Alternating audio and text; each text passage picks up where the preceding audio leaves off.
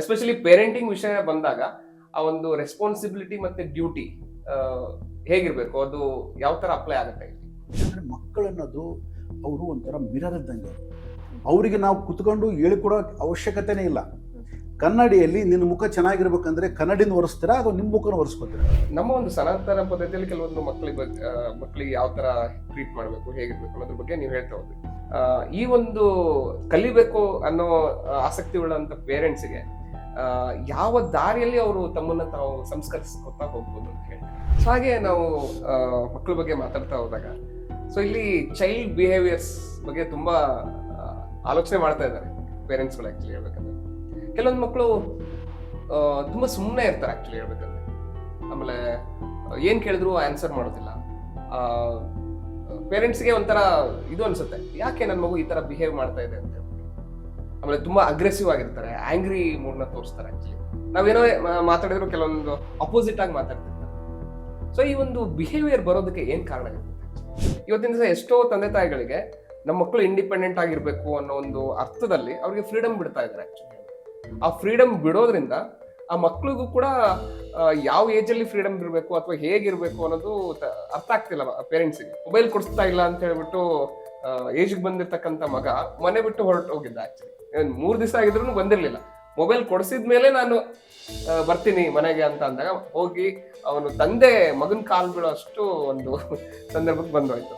ಈ ಒಂದು ಬಿಹೇವಿಯರ್ ಬರೋದಕ್ಕೆ ಆ ಒಂದು ಇಂಡಿಪೆಂಡೆನ್ಸ್ಗೆ ಯಾವ ರೀತಿ ಇರ್ಬೇಕು? ಆಕ್ಚುಲಿ ಮಕ್ಕಳಿಗೆ ಏನು ಬೇಕೋ ಅದನ್ನು ನಾವು ಕೊಡಲ್ಲ, ನಮಗೇನು ಬೇಕೋ ನಾವು ಅದು ಕೊಡ್ತಾ ಇದ್ವಿ. ಯಾವತ್ತು ಒಬ್ಬ ತಂದೆ ತಾಯಿಗೆ ರೆಸ್ಪಾನ್ಸಿಬಿಲಿಟಿ ಇತ್ತು ಅಂದರೆ ಏನು ಮಾಡ್ತಾರೆ, ನಾನು ಇಲ್ಲದೇ ಇದ್ದರೆ ಕೂಡ ನನ್ನ ಮಕ್ಕಳು ಜೀವನ ಮಾಡೋದು ಹೇಗೆ ಅಂತ ಆಲೋಚನೆ ಮಾಡ್ತಾರೆ. ಸೊ ಇವಾಗ ಪಕ್ಕದ ಮನೆ ಹುಡುಗ ಏನೋ ಮಾಡ್ಬಿಡ್ತಾನೆ, ಅವ್ನು ಅಂದರೆ ಗ್ರ್ಯಾಂಡ್ ಪೇರೆಂಟ್ಸ್ ಜೊತೆ ಎಲ್ಲ ಇರ್ತೀವಲ್ವ ಸರ್, ಅವ್ರ ಮೈಂಡ್ ಸೆಟ್ ನಮ್ಮ ಮೈಂಡ್ ಸೆಟ್ ಇದ್ದಾಗ ಅವ್ರು ಹೇಳ್ತಾರೆ ಅವ್ನ ಜೊತೆ ಸೇರಬೇಡ, ಪಕ್ಕದ ಹುಡುಗಿ ಜೊತೆ ಬಂದಾಗ ಅವ್ರ ಜೊತೆ ಸೇರಬೇಡ. ಸೊ ಆ ಥರ ಮಾಡಿದಾಗ ತಾಯಿಯಾಗಿ ನನಗೆ ಗೊತ್ತಿರುತ್ತೆ communication is very important for child. So ನಾವು ಯಾವ ಥರ ಆ್ಯಕ್ಟ್ ಮಾಡಬೇಕಾಗುತ್ತೆ ಸರ್? ನಾನು ಅವಾಗ ಇವ್ರನ್ನ ಎದುರಾಕೊಂಡು ನಾನು ಆ ಮಗುಗೆ ಕಮ್ಯುನಿಕೇಶನ್ಗೋಸ್ಕರ ಆ ಹುಡುಗನ ಜೊತೆ ಆಟ ಆಡಕ್ಕೆ ಬಿಡ್ಬೇಕಾ? ಬಿಕಾಸ್ ಹೀಸ್ ಅದೊಂದು ಚೈಲ್ಡ್, ಒಂದು ಮಗು ಅಲ್ವಾ ಸರ್? ಸೊ ಅದನ್ನು ಯಾವ ಥರ ನಾವು ಹ್ಯಾಂಡಲ್ ಮಾಡಬೇಕಾಗುತ್ತೆ? ಮಾನಸಿಕವಾಗಿ ಯಾವ ತಂದೆ ಜೊತೆ ಯಾವ ಮಗ ಯಾವ ಮಗಳು ಕನೆಕ್ಟ್ ಆಗಿದ್ದಾಳೋ ಅವಳು ಫಾರಿನ್ನಲ್ಲಿರಲಿ ಎಲ್ಲೇ ಇರಲಿ ಅವಳು ಪಕ್ಕದಲ್ಲಿದ್ದಂಗೆ ಇರುತ್ತೆ.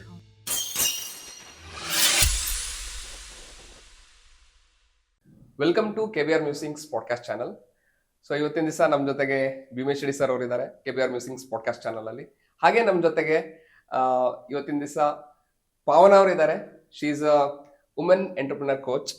ಹಾಗೆ ಮಂಜುಳಾ ಅವರು ಕೂಡ ಇದ್ದಾರೆ, she is techie as well as co-founder of Power Alchemy. ನಾವು ಇವತ್ತಿನ ದಿವಸ ಒಂದು ಇಂಟ್ರೆಸ್ಟಿಂಗ್ ಆಗಿರ್ತಕ್ಕಂಥ ಟಾಪಿಕ್ ಅಂತ ಅನ್ಬೋದು. ಹೋದ ಎಪಿಸೋಡ್ ಅಲ್ಲಿ ಪೇರೆಂಟಿಂಗ್ ಇಶ್ಯೂಸ್ ಅನ್ನೋದ್ರ ಬಗ್ಗೆ ನಾವು ಮಾತಾಡಿದ್ವಿ. ಆ ಪೇರೆಂಟಿಂಗ್ ಇಶ್ಯೂಸ್ ಮಾತಾಡ್ತಾ ಕೆಲವೊಂದು ವಿಚಾರಗಳನ್ನ ನಾವು ತಿಳ್ಕೊತಾ ಹೋದ್ವಿ. ಅದರ ಒಂದು ಮುಂದುವರಿದ ಭಾಗ ಅಂತಾನೆ ಹೇಳಿ ಈ ಒಂದು ಎಪಿಸೋಡ್ ನ ಕರಿಬೋದು. ಇವತ್ತಿನ ದಿವಸ ನಮ್ಮ ಪೇರೆಂಟ್ಸ್ಗೆ ಎಷ್ಟೊಂದು ವಿಚಾರಗಳು ತಿಳ್ಕೊಬೇಕಾಗಿದೆ, ಮತ್ತೆ ಮಕ್ಕಳನ್ನ ಯಾವ ರೀತಿ ನಾವು ಪೋಷಣೆ ಮಾಡಬೇಕು, ಅವ್ರನ್ನ ಸರಿ ದಾರಿಯಲ್ಲಿ ಹೇಗೆ ತಗೊಂಡು ಹೋಗ್ಬೇಕು ಅನ್ನೋದ್ರ ಬಗ್ಗೆ ತುಂಬಾನೇ ಕ್ವಶನ್ಸ್ ಇದೆ. ಸೊ ನಮ್ಮ ಭೀಮೇಶ್ ರೆಡ್ಡಿ ಸರ್ ಸೈಕಾಲಜಿ ಮಾಡಿರೋದ್ರಿಂದ ಆ ಒಂದು ಚೈಲ್ಡ್ ಸೈಕಾಲಜಿ ಬಗ್ಗೆ ನಾವು ತುಂಬಾ ಡಿಸ್ಕಸ್ ಮಾಡ್ತಾ ಇದ್ವಿ. ಈ ಒಂದು ಚರ್ಚೆ ಎಲ್ಲರಿಗೂ ಹೆಲ್ಪ್ ಆಗುತ್ತೆ ಅಂತ ಅನ್ಕೊಂಡಿದ್ದೀನಿ. ಸರ್, ನಾವು ಹಲವಾರು ಬಾರಿ ಒಂದು ಮಕ್ಕಳ ಬಗ್ಗೆ ಮಾತಾಡಿದ್ವಿ, ಆಕ್ಚುಲಿ ಪೋಷಕರ ಬಗ್ಗೆನೂ ಕೂಡ ಮಾತಾಡ್ತಾ ಇದ್ವಿ. ಅವಾಗ ನೀವು ಹೇಳ್ತಾ ಇದ್ರಿ ರೆಸ್ಪಾನ್ಸಿಬಿಲಿಟಿ ಮತ್ತೆ ಡ್ಯೂಟಿ ಅಂದ್ರೆ ಅದು ಡಿಫ್ರೆಂಟ್ ಮೀನಿಂಗ್ ಇದೆ ಅದಕ್ಕೆ. ಎಸ್ಪೆಷಲಿ ಪೇರೆಂಟಿಂಗ್ ವಿಷಯ ಬಂದಾಗ ಆ ಒಂದು ರೆಸ್ಪಾನ್ಸಿಬಿಲಿಟಿ ಮತ್ತೆ ಡ್ಯೂಟಿ ಹೇಗಿರ್ಬೇಕು, ಅದು ಯಾವ ತರ ಅಪ್ಲೈ ಆಗುತ್ತೆ ಇಲ್ಲಿ? ಅಲ್ಲ, ಮೊದಲು ಮುಖ್ಯವಾಗಿ ಈಗ ನೀವು ಏನು ಕೇಳಿದ್ರಲ್ಲ, ಮಕ್ಕಳನ್ನ ನಾವು ಹೇಗೆ ಬೆಳೆಸೋದು, ಮಕ್ಕಳಿಗೆ ನಾವು ಹೇಗೆ ಯಾವ ಥರ ಒಂದು ಜವಾಬ್ದಾರಿ ತೊಗೊಳ್ಳೋದು ಅದು ಅಂತ ಅಂದ್ಬಿಟ್ಟು ನಾವು ಇದನ್ನು ನೋಡ್ತಾ ಹೋದರೆ ನಾವು ಮಕ್ಕಳನ್ನ ಹೇಗೆ ಬೆಳೆಸೋದು ಅನ್ನೋದ್ರ ಬಗ್ಗೆನೇ ಚಿಂತೆ ಮಾಡ್ತಾ ಇರ್ತೀವಿ ನಾವು. ಹೌದು, ಮಕ್ಕಳ ಕುರಿತೇ ಚಿಂತೆ ಇರುತ್ತೆ. ಮಕ್ಕಳ ಹೇಗೆ ಸರಿದಾರಿ ತರೋದು, ಮಕ್ಕಳಿಗೆ ಯಾವ ರೀತಿ ಹೇಳ್ಕೊಡೋದು, ಅವ್ರು ನಮ್ಮ ಮಾತು ಕೆಳಂಗೆ ಯಾವ ರೀತಿ ಮಾಡ್ಕೊಳ್ಳೋದು. ಸೊ ಇದನ್ನೇ ಆಲೋಚನೆ ಮಾಡ್ತೇವೆ ಹೊರತು ನಮ್ಮ ಬಗ್ಗೆ ನಾವು ಯಾವಾಗ ಆಲೋಚನೆ ಮಾಡಲ್ಲ. ಹೌದು, ಮಕ್ಕಳು ಸರಿ. ಈಗ ಮಕ್ಕಳನ್ನ ಸರಿದಾರಿಗೆ ತರಬೇಕು ಅಂತ ನಿನಗಿದ್ರೆ ಸರಿದಾರಿಯಲ್ಲಿ ಯಾರು ಇರಬೇಕು? ಅಷ್ಟು ಪೋಷಕರು ಇರ್ಬೇಕು ಸರಿದಾರಿಯಲ್ಲಿ. ನೀನು ಸರಿದಾರಿ ಇದೆಯಾ ಅಂತ ಗ್ಯಾರಂಟಿ ಏನು? ಯಾರು ನಿನ್ನ ಸರ್ಟಿಫಿಕೇಟ್ ಕೊಟ್ಟರು? ಯು ಆರ್ ರೈಟ್ ಅಂತ ಒಂದು ಸರ್ಟಿಫಿಕೇಟ್ ಬೇಕು, ಹೌದಾ? ನಿನಗೆ ಯಾರು ಕೊಟ್ಟರು ಸರ್ಟಿಫಿಕೇಟು? ಒಂದು ವೇಳೆ ನೀನೇ ಸರಿದಾರಿಲಿ ಇಲ್ಲ ಅಂತ ಅಂದ್ಕೊ, ಆಗ ನಿನ್ನ ಮಕ್ಕಳು ಕೂಡ ಸರಿಯಾಗಿ ತಪ್ತಾರಲ್ಲ. ಚೆಕ್ ಮಾಡ್ಕೋಬೇಕಾಗಿರೋದು ಮಕ್ಕಳನ್ನ ಅಥವಾ ನಮ್ಮನ್ನ? ಅದಕ್ಕೆ ಅಂತ ನಮ್ಮಲ್ಲಿ ಒಂದು ಪ್ಲಾಟ್ಫಾರ್ಮ್ ಇಲ್ಲ. ಅಂದ್ರೆ ಪೇರೆಂಟಿಂಗ್ ಅನ್ನೋದ್ರ ಬಗ್ಗೆ ನಮ್ಗೆ ಅದು ಒಂದು ಕಲ್ತ್ಕೋಬೇಕು ಅನ್ನೋ ಒಂದು ಅನಿಸಿಕೆ ಕೂಡ ಇಲ್ಲ ನಮ್ಗೆ. ಎಕ್ಸಾಕ್ಟ್ಲಿ ನಾವ್ ಎಕ್ಸ್ಪರ್ಟ್ಸ್ ಅಂತ ಅನ್ಕೊಂತೀವಿ. ಅನ್ಕೊಳ್ತೇವೆ. ಯಾಕಂದ್ರೆ ನಮಗೆ ವಯಸ್ಸಿನ ಅನುಗುಣವಾಗಿ ನಮಗೆ ಜ್ಞಾನ ಬರುತ್ತೆ ಅಂತ ಅನ್ಕೊಂಡಿದ್ವಿ ಇಷ್ಟು ಜನ.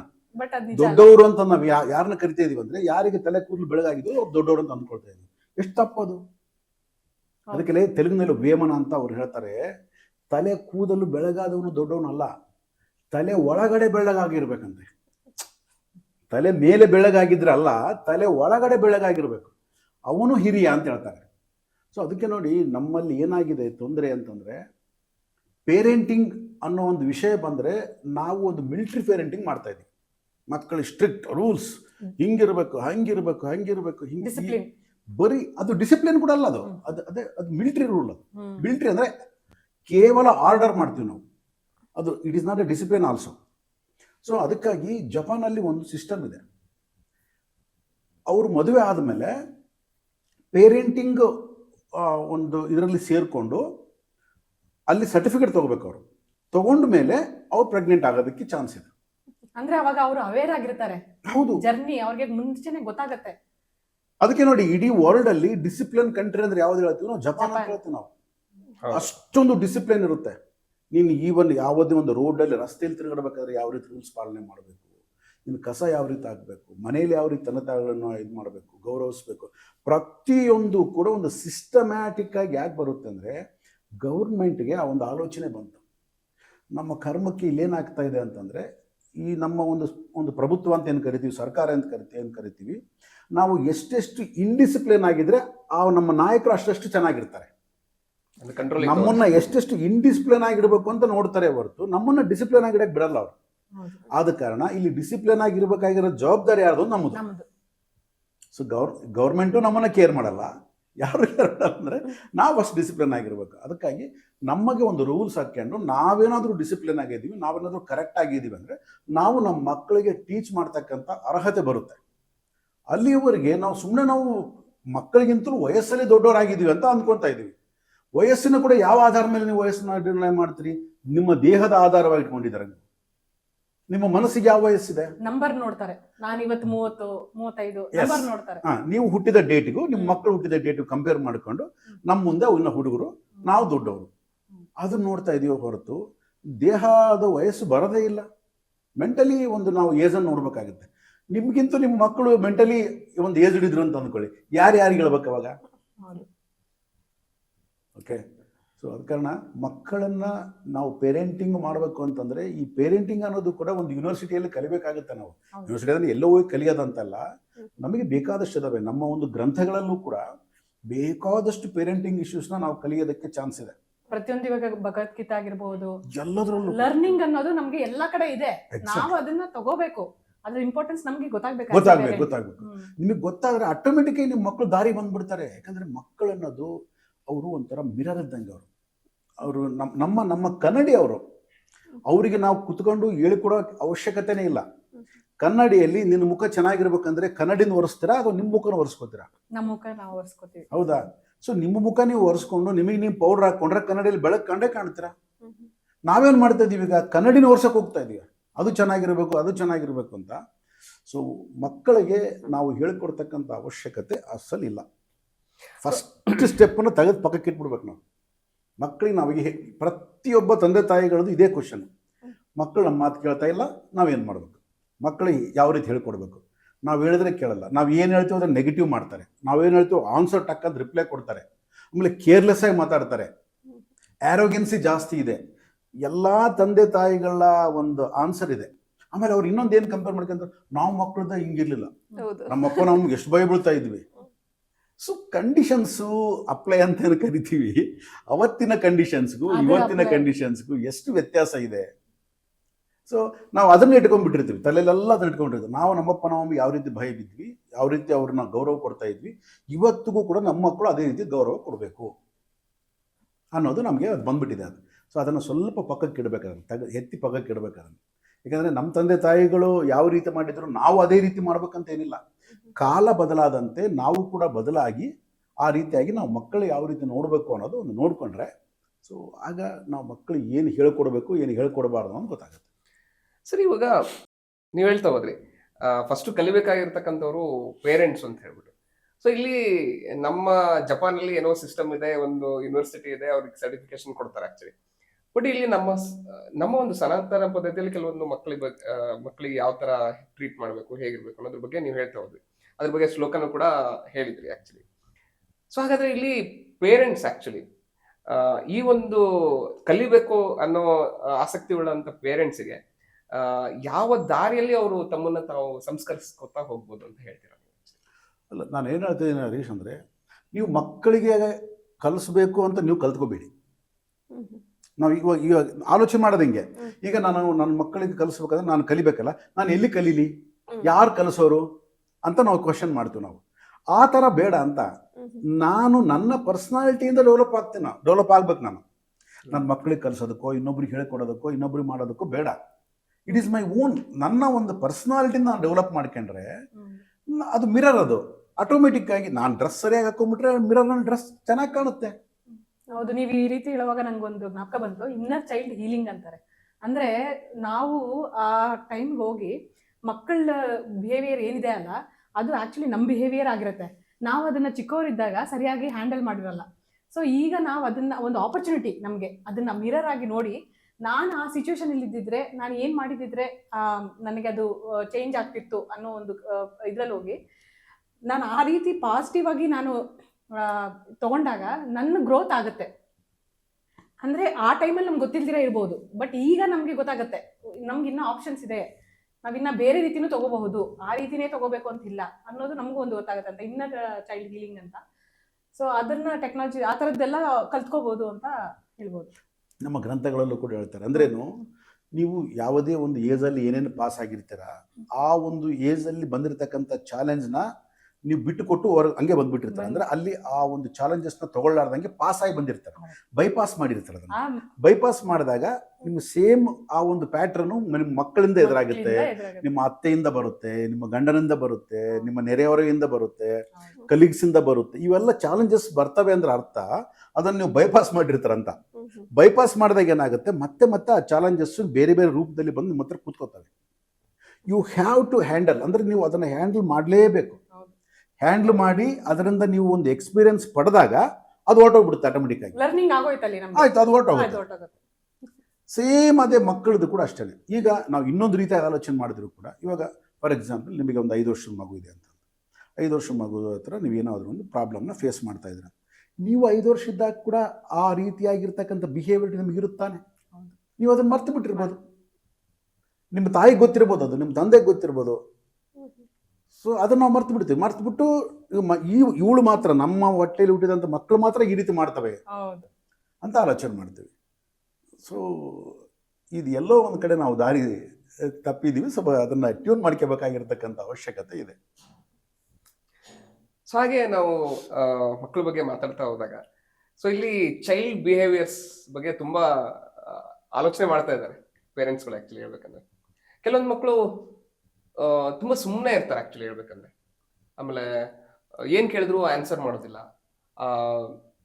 ಪೇರೆಂಟ್ಸ್ಗೆ ಒಂಥರ ಇದು ಅನ್ಸುತ್ತೆ, ಯಾಕೆ ನನ್ನ ಮಗು ಈ ತರ ಬಿಹೇವ್ ಮಾಡ್ತಾ ಇದೆ ಅಂತ ಹೇಳ್ಬಿಟ್ಟು.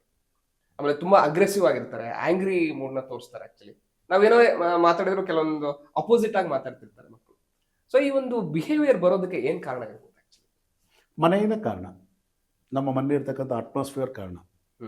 ಆಮೇಲೆ ಮನೇಲಿರ್ತಕ್ಕಂಥ ಪೇರೆಂಟ್ಸ್ ನಾವಿದ್ದೀವಿ, ನಮ್ಮ ಒಂದು ಬಿಹೇವಿಯರ್ ಅಲ್ಲಿ ರಿಫ್ಲೆಕ್ಟ್ ಆಗುತ್ತೆ ಅಲ್ಲಿ. ಓಕೆ. ಸೊ ನಮಗೆ ಗೊತ್ತಿಲ್ಲಾರ್ದಂತೆ ಹಲವಾರು ಬಿಹೇವಿಯರ್ನ ನಾವು ಎಕ್ಸ್ಪ್ರೆಸ್ ಮಾಡ್ತಾ ಇರ್ತೀವಿ ಮಕ್ಕಳ ಮೇಲೆ. ಅವು ನಮ್ಗೆ ಗೊತ್ತಾಗಲ್ಲ. ನಮಗೆ ನಾನು ಏನು ಮಾಡಿಲ್ಲ ಅಂತಾರೆ. ಬೇಕಾ ಯಾವ ತಂದೆ ತಾಯಿಗಳನ್ನು ಕೇಳಿ, ಅಕ್ಸೆಪ್ಟ್ ಮಾಡಲ್ಲ. ನಾವೇನು ಮಾಡಿಲ್ಲ, ನಾವು ಅವ್ರ ಒಂದು ಒಳ್ಳೇದಕ್ಕಾಗಿ ನಾವು ಅದು ಮಾಡ್ತಾ ಇದ್ವಿ. ಅವ್ರು ಒಳ್ಳೇದಿರಲಿ ಫಸ್ಟು. ನೀನು ಯಾವ ರೀತಿ ನಿಮ್ಮ ಮನೆಯಲ್ಲಿ ಒಂದು ಬಿಹೇವಿಯರ್ ಇಟ್ಟಿದೆ, ನಿನ್ನ ಒಂದು ಹೆಂಡತಿ ಜೊತೆ ಯಾವ ರೀತಿ ಮಾತಾಡ್ತಾ ಇದೆಯಾ, ಅದೆಲ್ಲ ಗಂಡ ಜೊತೆ ಯಾವ ರೀತಿ ಮಾತಾಡ್ತಾ ಇದೆಯಾ, ಇನ್ನೊಬ್ಬರ ಜೊತೆ ಯಾವ ರೀತಿ ಮಾತಾಡ್ತಾ ಇದೆಯಾ, ಪಕ್ಕದ ಮನೆ, ಅದು ಮಗು ಅನ್ನೋದು ಇಟ್ಸ್ ಎ ಜಸ್ಟ್ ಲೈಕ್ ಒಂದು ಮಿರರ್ ಇದ್ದಂಗೆ. ಅದಕ್ಕೆ ಅವರಿಗೆ ಮಿರರ್ ನ್ಯೂರಾನ್ಸ್ ಅಂತ ಕರಿತೀವಿ. ನಮಗೆ ನಮ್ಮ ಒಂದು ಬ್ರೈನಲ್ಲಿ ನ್ಯೂರಾನ್ಸ್ ಇರ್ತದಲ್ಲ, ಅವರಿಗೆ ಮಿರರ್ ನ್ಯೂರಾನ್ಸ್ ಅಂತ. ಅಷ್ಟು ರಿಫ್ಲೆಕ್ಷನ್ ಹೆಂಗಿರುತ್ತೆ ಅಂತಂದರೆ, ವಿತ್ತಿನ್ ಎ ಫ್ರಾಕ್ಷನ್ 1 ಸೆಕೆಂಡ್ನ ನೀನು 100 ಭಾಗವಾಗಿ ಮಾಡಿದರೆ ನಿನಗೆ ಇವಾಗ ಅಂದರೆ ನಾನು ಹೇಳ್ತಿರೋದು ಒಂದು ಮಿರಾನ್ ಆ್ಯಕ್ಷನ್ನ ತೊಗೊಂಡಾಗ ಒಂದು ಸೆಕೆಂಡ್ನ 100 ಭಾಗವಾಗಿ ಮಾಡಿದರೆ ಇವಾಗ ನಿನ್ನ ಕೆಪಾಸಿಟಿ ಇರೋದು 18 to 20 ಅಂತೆ. ಹ್ಮ್ ಮಗುಗೆ 90 to 95 ಇರುತ್ತಂತೆ. ಓಹ್. ಅಂದರೆ ಎಷ್ಟು ಫಾಸ್ಟ್, ಒಂದು 5 times ನಿನ್ಕಿಂತ ಫಾಸ್ಟ್ ಅದು. ಹ್ಮ್ ಅಷ್ಟು ಫಾಸ್ಟ್. ಮತ್ತೆ ನೀನು ಏನು ಮಾಡಿದ್ರೆ ನಿನಗೆ ಗೊತ್ತಿಲ್ಲ, ಮರ್ತು ಬಿಟ್ಟಿರ್ತೀಯ, ಬಟ್ ಅದು ಮಗು ಜ್ಞಾಪಕ ಇಟ್ಕೊಂಡಿರುತ್ತೆ. ಹ್ಮ್ ಓಕೆ. ಸೊ ಹಂಗಾಗಿ ಈಗ ಕೆಲವೊಂದು ಸಲ ಕೋಪದಲ್ಲಿರ್ತವೆ, ಏನು ಹೇಳಿದ್ರು ಅರ್ಥ ಮಾಡ್ಕೊಳ್ಳೋದಿಲ್ಲ. ಕೆಲವೊಂದು ಸಲ ಸುಮ್ಮನೆ ಅಂದರೆ ಅವ್ರು ಏನು ಎಕ್ಸ್ಪ್ರೆಸ್ಸೇ ಮಾಡೋಕ್ಕೆ ಹೋಗಲ್ಲ, ಮುಖನ ಹ್ಮ್ ಸುಮ್ಮನೆ ಇದ್ಬಿಡ್ತಾವೆ. ನೀವು ಏನೇ ರಿಫ್ಲೆಕ್ಟ್ ಮಾಡಿ ಅಂದರೆ ನೀನು ಏನೇ ಮಾಡೋ ಆನ್ಸರ್ ಮಾಡಲ್ಲ. ಹ್ಮ್ ಓಕೆ, ಸುಮ್ಮನೆ ಈ ಥರ ನೋಡ್ತಾ ಇರ್ತವೆ. ಆಮೇಲೆ ಕೆಲವೊಂದು ಸಲ ವಿಪರೀತ ಕೋಪದಲ್ಲಿರ್ತವೆ. ಅದು ಯಾವುದಕ್ಕೂ ನೀನು ಏನೂ ಮಾಡಿರೋದಲ್ಲ ಆ ಮಕ್ಕಳಿಗೆ ಕೋಪ ಬಂದ್ಬಿಟ್ಟಿರ್ತದೆ. ಹ್ಮ್ ಸೊ ಇವೆಲ್ಲವೂ ಕೂಡ ನನ್ನ ಓನ್ ಬಿಹೇವಿಯರಿಂದ ಬಂದಿರತಕ್ಕಂಥದ್ದು. ಸೊ ನನ್ನ ಓನ್ ಬಿಹೇವಿಯರ್ ಅಂದರೆ ನಾನೊಂದೇ ಅಲ್ಲ, ನಾನು ಒಂದು ಸ್ಕೂಲಲ್ಲಿ ಆಗಿರ್ಬೋದು, ಹ್ಮ್ ಸ್ವಲ್ಪ ನೆರೆಹೊರೆಯಿಂದ ಆಗಿರ್ಬೋದು, ಫ್ರೆಂಡ್ಸಿಂದ ಆಗಿರ್ಬೋದು, ಒಂದು ಅಟ್ಮಾಸ್ಫಿಯರಿಂದ ಮಕ್ಕಳು ಆ ರೀತಿ. ಯಾಕಂದರೆ ಮಕ್ಕಳು ಅನ್ನೋದು ಹೆಂಗಿರ್ತದೆ ಅಂತಂದರೆ ಅವು ಜ್ಞಾಪಕ ಇಟ್ಕೊಳ್ಳಲ್ಲ ತುಂಬ. ಹೌದು. ಅದು ಪ್ರೀವಿಯಸ್ 1 day 2 days 3 daysವರೆಗೂ ಮಾತ್ರ ಕ್ಯಾರಿ ಆಗುತ್ತೆ ಅದು. ಸೊ ಆ ಸಿಚುವೇಶನ್ ಏನಾದ್ರು ನಡೆದಾಗ ಆ ಮಕ್ಕಳು ಆ ರೀತಿ ಆಗಿರ್ತವೆ. ಮತ್ತೆ ಸ್ವಲ್ಪ ಅದನ್ನು ಬಿಟ್ಬಿಟ್ರೆ ಮತ್ತೆ ಮಕ್ಕಳು ಸರಿ ಹೋಗ್ತವೆ. ಹ್ಮ್ ನಾವು ಏನು ಮಾಡ್ತೀವಿ, ಏನಾಯ್ತು ಹೇಳು, ಏನು ಸ್ಕೂಲಲ್ಲಿ ಏನು ಅಂದ್ರ ಹೇಳು, ಟೀಚರ್ ಏನು ಅಂದ್ರೆ ಹೇಳು, ಪಕ್ಕದ ಮನೆಯೊಳಗೆ ಏನು ಅಂದ್ರ ನಾವೇ ಜಾಸ್ತಿ ಮಾಡ್ತೀವಿ ಮಾಡಿಬಿಟ್ಟು ಅವ್ ಕೆದಕಿ ಅವ್ ಇನ್ನೂ ಕೋಪ ಜಾಸ್ತಿ ಆಗುತ್ತೆ. ಹ್ಮ್ ಯಾಕಂದ್ರೆ ಯಾವುದೇ ಸಿಚುವೇಶನ್ನ ಕೂಲ್ ಆಗೋದಕ್ಕೆ ಸ್ವಲ್ಪ ಬಿಟ್ಬಿಡ್ಬೇಕು. ಸ್ವಲ್ಪ ನಮಗೆ ಭಯ ಏನಾಗ್ಬಿಡುತ್ತೆ. ಯಾಕಂದ್ರೆ ಆ ಟಿವಿಯಲ್ಲಿ ಕೆಲವು ಇನ್ಸಿಡೆಂಟ್ ಕೇಳಿರ್ತೀವಿ, ಯಾರನ್ನೋ ಒಂದು ಕೆಲವು ಇನ್ಸಿಡೆಂಟ್ ಕೇಳಿರ್ತೀವಿ, ಮಕ್ಕಳು ಏನೋ ಆಗ್ಬಿಡ್ತಾರೆ, ಇದಾಗ್ಬಿಡ್ತಾರೆ ಅಂತಂದು ಹೇಳ್ಬಿಟ್ಟು ಭಯದಿಂದ ಆ ಮಕ್ಕಳ ಕೆದಕಿ ಇನ್ನಿಷ್ಟು ಕೋಪ ಬರ್ಸಕ್ಕೆ ಅದನ್ನು ಸ್ಟಾರ್ಟ್ ಆಗುತ್ತೆ. ಸೊ ಸ್ವಲ್ಪ ಒಂದು ಸಿಚುವೇಶನ್ ಏನಾದರೂ ಸ್ವಲ್ಪ ಬಿಟ್ಟು ಒಂದು ಸ್ವಲ್ಪ ನೋಡಿ, ಒಂದು ಸ್ವಲ್ಪ 2 hours 3 hours ಬಿಟ್ಟು ನೋಡಿ ಅವ್ರು ಹಂಗೆ ಇದೆಯಾ, ಅವಾಗ ಆಲೋಚನೆ ಇಲ್ಲ ನಮಗೆ ಆಗಿಂದಾಗಲೇ ಸೊಲ್ಯೂಷನ್ ಬಂದ್ಬಿಡ್ಬೇಕು. ನಮಗೆ ಇಮಿಡಿಯೇಟ್ ಆಗಿ ಅಲ್ಲಿ ಮಕ್ಕಳು Change ಆಗ್ಬಿಡ್ಬೇಕು. ಎಕ್ಸ್ಪ್ರೆಸ್ ಚೇಂಜ್ ಮಾಡ್ಬಿಡ್ಬೇಕು. ಆಗ್ಬಿಡ್ಬೇಕು. ಆಗಿ I love you mummy, I love you daddy ಅಂತ ಬಂದ್ಬಿಡ್ಬೇಕು. ಅವು ಏನೋ ಗೊಂಬೆಗಳ ಏನಾದ್ರು. ಆಮೇಲೆ ಒಂದ್ ವಿಚಾರ ಮಾತಾಡ್ತಾ ಹೋದಾಗ ಹೋದ್ಸತೆ ಕೆಲವೊಂದು ಎಪಿಸೋಡ್ಗಳಲ್ಲಿ ನಾವು ಮಕ್ಕಳನ್ನ ನಾವು ಒಂದು ಪ್ರಾಡಕ್ಟ್ ಆಗಿ ನೋಡ್ತಾ ಇದೀವಿ ಅನ್ನೋದ್ರ ಬಗ್ಗೆ ಹೇಳ್ತಾ ಹೋದ್ರಿ ಆಕ್ಚುಲಿ. ಸೊ ಅಲ್ಲಿ ನಾವು ಎಸ್ಪೆಷಲಿ ಹೇಳ್ಬೇಕಂದ್ರೆ ಇದು ನನ್ನ ಪ್ರಾಡಕ್ಟ್ ಅನ್ನೋ ಒಂದು ಭಾವನೆ ಎಲ್ಲೋ ಇದೆ ಆಕ್ಚುಲಿ ನಮ್ಗೆ ಹೇಳ್ಬೇಕಂದ್ರೆ. ಸೊ 100% ಪ್ರತಿಯೊಬ್ಬ ಪೇರೆಂಟು ಕೂಡ ತನ್ನ ಮಕ್ಕಳ ತನ್ನ ಪ್ರಾಡಕ್ಟ್ ಅಂತಾನೆ ನೋಡ್ತಾನೆ. ನನ್ನ ಮಗ, ನನ್ನ ಮಗಳು. ಸೊ ಇದು ಅಂದರೆ ಒಂದು ಸೈಕಲಾಜಿಕಲ್ ಆಗಿ ಆ ಥರ ಇದ್ರೂ ಕೂಡ, ಸೊ ಸ್ಪಿರಿಚುವಲ್ ಆಗಿ ನಾವು ಥಿಂಕ್ ಮಾಡಿದಾಗ ಅದು ನಂದಲ್ಲ. ಸೈಕಲಾಜಿಕಲ್ ಆಗಿ ಓಕೆ, ಯಾಕಂದರೆ ಸೈಕಲಾಜಿಕಲ್ ಅಂದ್ರೇನು, ನಿನ್ನ ಎಮೋಷನ್ಸ್ ಇದೆ, ನಿನ್ನ ಫೀಲಿಂಗ್ಸ್ ಇದೆ. ಯಾವುದಕ್ಕೆ ನೀನು ಎಮೋಷನ್ನ ಫೀಲಿಂಗ್ನ ಜಾಸ್ತಿ ಬೆರೆಸ್ತೀಯ ಅದು ನಂದಂತನೇ ಭಾವನೆ. ಒಂದು ಡ್ರೆಸ್ ಆಗಿರ್ಬೋದು, ಒಂದು ಕಾರ್ ಆಗಿರ್ಬೋದು, ಒಂದು ಥಿಂಗ್ಸ್ ಮನೇಲಿ ಏನಾದರೂ ಇರ್ಬೋದು, ಯಾವುದೇ ಒಂದು ಇದಾಗಿರ್ಬೋದು, ನಿಮಗೆ ಎಷ್ಟು ಎಮೋಷನ್ಸ್ನ ಅದಕ್ಕೆ ನೀವು ಬೆರೆಸ್ತೀರಾ ಅದು ನಂದು ಅನ್ನೋ ಭಾವನೆ ಇರುತ್ತೆ ಆ ಎಮೋಷನ್. ಬಟ್ ಒಂದು ಸ್ಪಿರಿಚುವಲ್ ಆಗಿ ನೋಡಿದಾಗ ಯಾವ್ದು ನಿಂದು, ಅದಕ್ಕೆ ಖಲೀಲ್ ಜಿಬ್ರನ್ ಒಂದು ಮಾತು ಹೇಳ್ತಾರೆ. ಸೊ ಮಕ್ಕಳು ಅನ್ನೋರು ನಿಮ್ಮ ಮುಖಾಂತರ ಬಂದರೆ ಹೊರತು ನಿಮ್ಮಿಂದ ಅಲ್ಲ. ಓಕೆ, ನೋಡಿ ಎಷ್ಟು ಕರೆಕ್ಟ್ ಆಗಿದೆ. ಅದಕ್ಕೆ ಭಗವದ್ಗೀತೆ ಕೂಡ ಅದೇ ಹೇಳುತ್ತೆ, ತಾಯಿ ಪೂರ್ಣ ಮಗು ಪೂರ್ಣ. ತಾಯಿಯ ಯಾವುದೇ ಭಾಗದಿಂದ ಮಗು ಹುಟ್ಟಲಿಲ್ಲ. ಏನಾದರೂ ಒಂದು ಸ್ವಲ್ಪ ಕಿವಿ, ಒಂದು ಸ್ವಲ್ಪ ಕಣ್ಣು, ಒಂದು ಸ್ವಲ್ಪ ಬಾಯಿ ತೆಗೆದಿಟ್ರ ಮಗನಿಗೆ ಇಲ್ಲ. ಅದಕ್ಕೆ ತಾಯಿ ಪೂರ್ಣ ಮಗುನೂ ಪೂರ್ಣ. ಪೂರ್ಣಾತ್ ಪೂರ್ಣಮುದಚ್ಯತೆ. ಅದು ಪೂರ್ಣ ಇದು ಪೂರ್ಣ. ಆದ ಕಾರಣ ನಾವು ಎಮೋಷನ್ನ ಬೆರೆಸಿ ನನಗೆ ಸಂಬಂಧಪಟ್ಟಿದ್ದು ಅಂದ್ಕೊಳ್ತೀವಿ ಹೊರತು ಯಾವುದಕ್ಕೂ ಯಾವುದು ಸಂಬಂಧ ಇಲ್ಲ. ತಾಯಿಗೂ ಮಗುವಿಗೂ ಸಂಬಂಧ ಇಲ್ಲ. ಎಷ್ಟು ಸಂಬಂಧ ಅಂದರೆ ನೇಚರ್ ವೈಸ್ ಸಂಬಂಧ ಅಷ್ಟೇ. ಒಂದು ಬೀಜ ಅದು ಸ್ಪ್ರೌಟ್ ಆಗಿ ಹೊರಗಡೆ ಬಂದು ಅದು ಮತ್ತೆ ಮರವಾಗಿ ಮತ್ತೆ ಒಂದು ಬೀಜ ಬಿಡ್ತು ಅಂದ್ಕೊಳ್ಳಿ, ಈ ಬೀಜಕ್ಕೂ ಈ ಮರಕ್ಕೂ ಸಂಬಂಧ ಇಲ್ಲ. ಸಪ್ರೇಟ್ ಆಯ್ತು, ಸಪ್ರೇಟ್. ನನ್ನಿಂದ ಹೊರಗೆ ಬಂತು ಗರ್ಭದಲ್ಲಿದ್ದಾಗ ನಿಂದು. ಯಾಕಂದ್ರೆ ರೆಸ್ಪಾನ್ಸಿಬಿಲಿಟಿ ಇರುತ್ತೆ ಗರ್ಭದಲ್ಲಿದ್ದಾಗ ಮಾತ್ರ. ಗರ್ಭದಿಂದ ಹೊರಗೆ ಬಂತ ನಿಂದಲ್ಲ. ಬಟ್ ನಾವು ಎಮೋಷನ್ನ ಕನೆಕ್ಟ್ ಆಗಿಬಿಟ್ಟಿರ್ತೀವಿ ಪೂರ್ತಿ. ಇದು ನಂದು ಅದು ನಂದಲ್ಲ, ಇದು ನಂದು ಅದು ನಂದಲ್ಲ. ಸೊ ಈ ರೀತಿಯಾಗಿ ಆ ಎಮೋಷನ್ಸ್ನ ಯಾವಾಗ ನಾವು ಇಟ್ಕೊಳ್ತೀವಿ ಮಕ್ಕಳ ಮೇಲೆ, ನಾವು ಆ ಬಂಧನಗಳನ್ನು ಜಾಸ್ತಿ ಬೆಳೆಸ್ಕೊಂಡು ನಾಳೆ ಒಂದು ಸ್ವಲ್ಪ ರಿಯಾಕ್ಟ್ ಆದರೂ ಕೂಡ ನಾವು ಭಾಳಷ್ಟು ತಡ್ಕೊಳಕ್ಕಾಗಲ್ಲ. ನಾವು ಅಳ್ತೀವಿ. ನಾನು ಇಷ್ಟು ಕಷ್ಟಪಟ್ಟು ಬೆಳೆಸಿದೆ, ನನ್ನ ಮಗಳು ಹಿಂಗೆ ಅಂದ್ಬಿಟ್ಲು, 5 ವರ್ಷದ ಮಗು ಹಿಂಗೆ ಅಂದ್ಬಿಡ್ತು, 10 ವರ್ಷದ ಮಗು ಹಿಂಗೆ ಅಂದ್ಬಿಡ್ತು. ಅಂದ್ರೆ ನೆಸೆಸಿಟಿ ಇಲ್ಲ, ಆ ರೀತಿ ಥಿಂಕ್ ಮಾಡೋ ನೆಸೆಸಿಟಿ ಇಲ್ಲ. ಅದಕ್ಕೆ ಸ್ಪಿರಿಚುವಾಲಿಟಿ ಯಾಕೆ ಬೇಕು ಪ್ರತಿಯೊಬ್ಬರಲ್ಲಿ ಅಂತಂದರೆ, ಸ್ಪಿರಿಚುವಾಲಿಟಿ ಯಾರಿರುತ್ತೆ ಅವ್ನು ಭಾರಿ ಆರಾಮಿರ್ತಾನೆ, ಪೀಸ್ ಆಫ್ ಮೈಂಡ್ ಇರುತ್ತೆ ಅವ್ರಿಗೆ. ಪೀಸ್ ಆಫ್ ಮೈಂಡ್ ಇರುತ್ತೆ. ನಮ್ಮ ಯಾರಿಗೆ ಮನೆಯಲ್ಲೂ ಕೂಡ ಮಾಮೂಲಾಗಿ ಇದೇ ಇರುತ್ತೆ. ನನ್ನ ಮಗ ಅವ್ರ ಅಮ್ಮನ ಯಾವುದೋ ಒಂದು ಕಾರಣಕ್ಕೆ ಏನಾದರೂ ಅಂದ್ಕೊಂಡ್ರೆ ಅಳ್ತಿರ್ತಾಳೆ, ಮಗಳೇನೋ ಅಂದ್ರು ಅಳ್ತಾ ಇರ್ತಾಳೆ. ನಾನು ಆ ಅಳೋದನ್ನ ನೋಡಿ ನನಗೇನು ಅಂದರೆ ಒಂಥರ ಇದಾಗಿ ನಗಲ್ಲ, ಸುಮ್ಮನೆ ನನ್ನ ಮನಸ್ಸಲ್ಲಿ ನಾನು ನಕ್ಕರು ನಮ್ಮ ಮಿಸಸ್ ನನ್ನ ಬೈತಿರ್ತಾಳೆ, ನಿನಗೆ ಚೆನ್ನಾಗಾಯ್ತಲ್ಲ ಇವಾಗ, ಇದೇ ಬೇಕಿತ್ತಲ್ಲ, ನೀನು ಬೈಬೇಕಂತ ಅಂದ್ಕೊಂಡಿದ್ದಿ, ಆ ಮಕ್ಕಳು ಬೈದ ತಕ್ಷಣ ನಿನಗೆ ಚೆನ್ನಾಗಾಯ್ತಲ್ಲ ಅಂತ. ಬಟ್ ನನಗೆ ಆ ಥರ ಇಲ್ಲ. ಅಂದ್ರೆ ಎಷ್ಟು ಹಚ್ಕೊಂಡಿದ್ದಾಳೆ ಅನ್ನೋ ಒಂದು ಉದ್ದೇಶಕ್ಕೆ ನನಗೆ ನಗು ಬರುತ್ತೆ ಹೊರತು ನನಗೆ ಅವಳು ಬೈಬೇಕು ಅಂತಲ್ಲ. ಇವತ್ತಿನ ದಿನ ಎಷ್ಟೊಂದು ಪೇರೆಂಟ್ಸ್ ಫೇಸ್ ಮಾಡೋ ರಿಯಲ್ ಪ್ರಾಬ್ಲಮೇ ಇದು. ಚಿಕ್ಕವಾಗಿರೋವಾಗಿಂದ ಮಗು ಅಟ್ಯಾಚ್ ಆಗಿ ಅವ್ರ ಮೇಲೆ ತುಂಬಾ ನಂಬಿಕೆ ಇಟ್ಟು ಅವ್ರ ಮೇಲೆ ಎಕ್ಸ್ಪೆಕ್ಟೇಷನ್ ಇಟ್ಕೊಂಡು ತುಂಬಾ ಟೈಮ್ ಕೊಟ್ಟು ಎಲ್ಲ ಕೊಟ್ಬಿಡ್ತಾರೆ ಅವ್ರಿಗೆ, ಸರ್ವಸ್ವವು ಮಗುನೇ ಅಂತ ಬಿಡಿಸ್ಬಿಡ್ತಾರೆ. ಬಟ್ ಆದ್ರೆ ಒಂದು ಲೆವೆಲ್ ಬಂದಾಗ ಆ ಮಗು ಎಜುಕೇಶನ್ಗೆ ಹೊರಗಡೆ ಹೋಗ್ಬೇಕಾಗುತ್ತೆ, ಮದುವೆ ಆದ್ಮೇಲೆ ಅವ್ರದೇ ಒಂದು ಇದು ಆಗುತ್ತೆ, ಅವ್ರದ್ದೇ ಪ್ರಪಂಚ ಬೇರೆ ಆಗಿದ ತಕ್ಷಣ ಇವ್ರಿಗೆ ಏನ್ ಮಾಡ್ಬೇಕು ಅಂತ ಗೊತ್ತಾಗ್ದಿರಾ ಅವರು ಸಫರ್ ಆಗಕ್ಕೆ ಹಿಡಿತಾರೆ. ಅಯ್ಯೋ ನನ್ನ ನೋಡ್ತಿಲ್ಲ, ಅಯ್ಯೋ ನನ್ನ ಮಾಡ್ತಿಲ್ಲ. ಅದು ತುಂಬಾ ರಿಯಾಲಿಟಿಯಲ್ಲಿ ಪ್ರಾಬ್ಲಮ್ ಆಗ್ತಾ ಇದೆ. ಸೊ ಅದ್ರ ಬಗ್ಗೆ ನೀವೇನ್ ಹೇಳ್ತೀರಾ? ಅಲ್ಲ, ಇದು ನೀವು ಹೇಳಿದ್ರಿ, ನೀವು ನಿಮ್ಮಲ್ಲಿ ಪ್ರಶ್ನೆಲ್ಲೇ ಆನ್ಸರ್ ಬಂದ್ಬಿಟ್ಟು. ಯಾಕೆ ಅಂತಂದ್ರೆ ಈಗ ಆ ಮಗುನ ಅಷ್ಟು ಹಚ್ಕೊಳ್ಳೋಕೆ ಹೇಳಿದ್ದಾರು ಯಾಕೆ ಅಂತಂದ್ರೆ ಅವನ ಸ್ವಾರ್ಥ ಅದು. ನೋಡಿ, ನನ್ನ ಮಗ ನಾನು ಪ್ರಪಂಚಕ್ಕೆ ತೋರಿಸ್ಬೇಕು, ನನ್ನ ಮಗನ ಹೆಂಗೆ ಬೆಳೆಸಿದ್ದು ಗೊತ್ತಾ? ಅದ್ಯಾವುದೋ ಭಾಗ್ಯವಂತರು ಅಂತ ಸಿನಿಮಾ ಬಂದಿತ್ತು ರಾಜ್ಕುಮಾರ್ದು. ಅಲ್ಲಿ ರಾಜ್ಕುಮಾರ್ ಹೇಳ್ತಾ ಇರ್ತಾರೆ, ನನ್ನ ಮಕ್ಕಳು ಹೆಂಗೆ ಬೆಳೆಸಿದ್ದೀನಿ ಗೊತ್ತಾ, ನಿನ್ನ ಮಗಳಿಗೆ ಬೆಳೆಸಿ ನಾನು ಹೇಳ್ಬಿಟ್ರೆ ಮುಗಿದೋಯ್ತು, ನನ್ನ ಮಗ ನಾನು ಮಾಡಬೇಕು. ಸೊ ಈ ರೀತಿ ಪ್ರಪಂಚಕ್ಕೆ ಬಿಂಬಿಸಿಕೊಳ್ಳೋದಕ್ಕೋಸ್ಕರ ನಾವು ನಮ್ಮ ಮಕ್ಕಳನ್ನ ಎಕ್ಸಿಬಿಟ್ ಮಾಡ್ತಾ ಇದ್ದೀವಿ. ಜಸ್ಟ್ ನಮ್ಮ ಒಂದು ಥಿಂಗ್ಸ್ನ ಎಕ್ಸಿಬಿಟ್ ಮಾಡಿದಂಗೆ. ನೋಡಿ, ನನ್ನ ರ್ಯಾಡೋ ವಾಚ್ ಇದೆ, ನೋಡಿ ನಂದು ಯಾವುದೋ ಒಂದು ಕಾರ್ ಇದೆ ಅಂತ ಹೆಂಗೆ ಮಾಡ್ತೀವಿ, ನೋಡಿ ನನ್ನ ಮಗ ಹೆಂಗಿದಾನಂತ ಅಷ್ಟೇ. ಆ ಕಾರ್ಗೂ ಆ ರ್ಯಾಡೋ ವಾಚ್ಗೂ ಒಂದು ಟಿವಿಗೂ ಮಗನಿಗೂ ಯಾವುದೇ ಲಿಂಕ್ ಇಲ್ಲ, ಏನು ವ್ಯತ್ಯಾಸ ಇಲ್ಲ. ಜಸ್ಟ್ ಒಂದು ಪ್ರಾಡಕ್ಟ್ ಆಗಿ ನೋಡ್ತಾ ಇದ್ದೀರಾ, ದಟ್ ಈಸ್ ಯುವರ್ ಪ್ರಾಡಕ್ಟ್ ಅಂತ. ಸೊ ನಿಮ್ಮ ಪ್ರಾಡಕ್ಟ್ನ ನೀವು ಸಮಾಜದಲ್ಲಿ ನಾನು ನೋಡಿ ನಿಮ್ಮನ್ನ ನೀವು ಬಿಂಬಿಸ್ಕೊಳ್ಳೋದಕ್ಕೋಸ್ಕರ ಅದು ಬೇಕು ನನಗೆ. ಅದು ಯಾವಾಗ ಆಗೋದಿಲ್ವಾ ಅವಾಗ ಅವರು ಪೇನ್ ನೋವಿಗೆ. ಈಗ ನಿಮಗೆ ಇಂಜಿನಿಯರಿಂಗ್ ಮಾಡಬೇಕಾಗಿತ್ತು, ಮಗ ಇಂಜಿನಿಯರಿಂಗ್ ಮಾಡಲ್ಲ, ಮಗ ಇಂಜಿನಿಯರಿಂಗ್ ಮಾಡಿದ್ರೆ ಏನು, ಇನ್ನೊಂದು ಅವನು ಬದುಕಬೇಕು. ನಾವು ಹೇಳ್ತಾ ಇರೋದು, ನೀವು ಹೇಳಿದಂಥ ಎಜುಕೇಶನ್ನು ನೀವು ಹೇಳಿದಂಥ ಇರೋದು ಬೇಕಾಗಿಲ್ಲ. ಅವನು ತನ್ನ ಕಾಲ ಮೇಲೆ ತಾನು ನಿಂತುಕೊಂಡು ಸ್ವತಂತ್ರವಾಗಿ ಬದುಕಬೇಕು ಅಂತ ಚಿಂತೆ ಮಾಡಬೇಕೇ ಹೊರತು ಇಂಥದೇ ಓದಬೇಕು ಅಲ್ಲೇ ಬರುತ್ತೆ ಅವನಿಗೆ ಇಲ್ಲದೆ ಇರ್ಬೋದು. ಅದು ಆ ನಾಲೆಡ್ಜ್ ಅವನಿಗೆ ಇಲ್ಲದೆ ಇರ್ಬೋದು. ಅವ್ರ ಪೊಟೆನ್ಷಿಯಲ್ನ ಗುರುತಿಸಿ ಆ ಪೊಟೆನ್ಷಿಯಲ್ನ ಅವ್ರು ಹೇಗೆ ಯೂಸ್ ಮಾಡ್ಕೊಂಡು ಗ್ರೋ ಆಗ್ಬೇಕು ಅನ್ನೋದನ್ನ ಸಪೋರ್ಟ್ ಮಾಡಕ್ಕೆ ನಾವು ಇರ್ಬೇಕೇ ವಿನಃ ಇಲ್ಲ ನೀನ್ ಇದೇ ರೀತಿ ಮಾಡ್ಬೇಕು, ಇದು ಮಾಡಿದ್ರೆ ನಿನಗೆ ಗೌರವ ನಮಗ್ ಗೌರವ ಅನ್ನೋದನ್ನ ಫೋರ್ಸ್ನ ಯಾವತ್ತೂ ನಾವು ಅವ್ರ ಮೇಲೆ ಹಾಕ್ಬಾರ್ದು. ಇವಾಗ ಕೇವಲ ಸಮಾಜ ನಿಂತ್ಕೊಂಡಿರೋದು ಗೌರವ ಮೇಲೆ ನಿಂತ್ಕೊಂಡ್ಬಿಟ್ಟಿದೆ. ಅದಕ್ಕಾಗಿ ಹೇಳ್ತಾ ಇದೀವಿ, ನಾನು ಅದನ್ನು ಮಾತಾಡ್ತಾ ಇರ್ತೀನಿ. ರೆಸ್ಪಾನ್ಸಿಬಿಲಿಟಿ ಬೇರೆ, ಒಂದು ಗೌರವ ಬೇರೆ. ಮಕ್ಕಳ ಮೇಲೆ ನಮಗೆ ರೆಸ್ಪಾನ್ಸಿಬಿಲಿಟಿ ಇರಬೇಕು. ಎಲ್ಲಿವರೆಗೆ? 18 ವರ್ಷದವರೆಗೆ ರೆಸ್ಪಾನ್ಸಿಬಿಲಿಟಿ ಇರಬೇಕು. ಏನು ರೆಸ್ಪಾನ್ಸಿಬಿಲಿಟಿ? 18 ವರ್ಷಕ್ಕೆಲ್ಲ ಅವರ ಕಾಲ ಮೇಲೆ ಅವರು ನಿಂತುಕೊಳ್ಳುವಂತೆ ನಾವು ಮಾಡಬೇಕು. ಸೊ ನಾವು ಜಾಸ್ತಿ ಅವರಿಗೆ ಕೆಲಸ ಕೊಡಬೇಕು, ಜಾಸ್ತಿ ಅವರನ್ನು ಹಚ್ಚಬೇಕು ಕೆಲಸಕ್ಕೆ, ಎಲ್ಲ ಎಕ್ಸ್ಪ್ಲೋರ್ ಮಾಡಕ್ ಬಿಡಬೇಕು. ಹೋಗ್ಲಿ, ಬಿಡ್ಲಿ, ಒಂದ್ಸಲ ಬೀಳಲಿ, ಒಂದ್ಸಲ ಬಿದ್ದರೆ ಎದ್ದೇಳ್ತಾರೆ, ಮಾಡ್ತಾರೆ. ಅವ್ರು ಎಲ್ಲೆಲ್ಲಿ ಬೀಳಬಾರ್ದು, ಎಲ್ಲೆಲ್ಲಿ ಇದಾಗಬಾರ್ದು, ಹಂಗೆ ಹೋಗಿ ಹಿಡ್ಕೊಳ್ಳೋದು, ಹಂಗೆ ಹೋಗಿ ಎತ್ಕೊಳ್ಳೋದು, ಅಯ್ಯೋ ಏನಾಗುತ್ತೇನೋ. ಸೊ ಇಷ್ಟೆಲ್ಲ ನೀನು ಕಂಪ್ಲೀಟ್ ಎಮೋಷ್ನಲಿ ನೀನು ಒಂದು ಮೈಂಡ್ ತುಂಬಿಕೊಂಡು ಅದನ್ನ ಆಮೇಲೆ ಅವನು ಎದಕ್ಕೂ ಕೆಲಸಕ್ಕೆ ಬರ್ದವ ಅಂತ ತಯಾರು ಮಾಡಿಬಿಟ್ಟು ಆಮೇಲೆ ಮತ್ತೆ ನಾವೇ ಹೇಳೋದು, ನಾನು ಇಷ್ಟೆಲ್ಲ ಮಾಡಿದೆ, ಎಂತೆಂಥ ಕಾಲೇಜಲ್ಲಿ ಸೇರಿಸ್ದೆ, ಎಷ್ಟು ಫೀಸ್ ಕಟ್ಟಿದೆ, ಹಂಗಾಯ್ತು, ಅವನ್ಯಾವನೋ ಜೊತೆ ಕಟ್ಟಿ ಹಾಳಾದ ಅಂದ್ರೆ ನಿನ್ನ ಪ್ರಾಡಕ್ಟ್ನಿಂದ ಕರೆಕ್ಟು, ಇನ್ನೊಬ್ರ ಜೊತೆ ಕಟ್ಟಿ ಹಾಳಾದ. ಬ್ಲೇಮಿಂಗ್. ಯಾಕೆ ಹಾಳಾಗೋದಕ್ಕೆ ಜೊತೆ ಕಟ್ಟಿ ಹಾಳಾಗ್ಬೇಕಾ?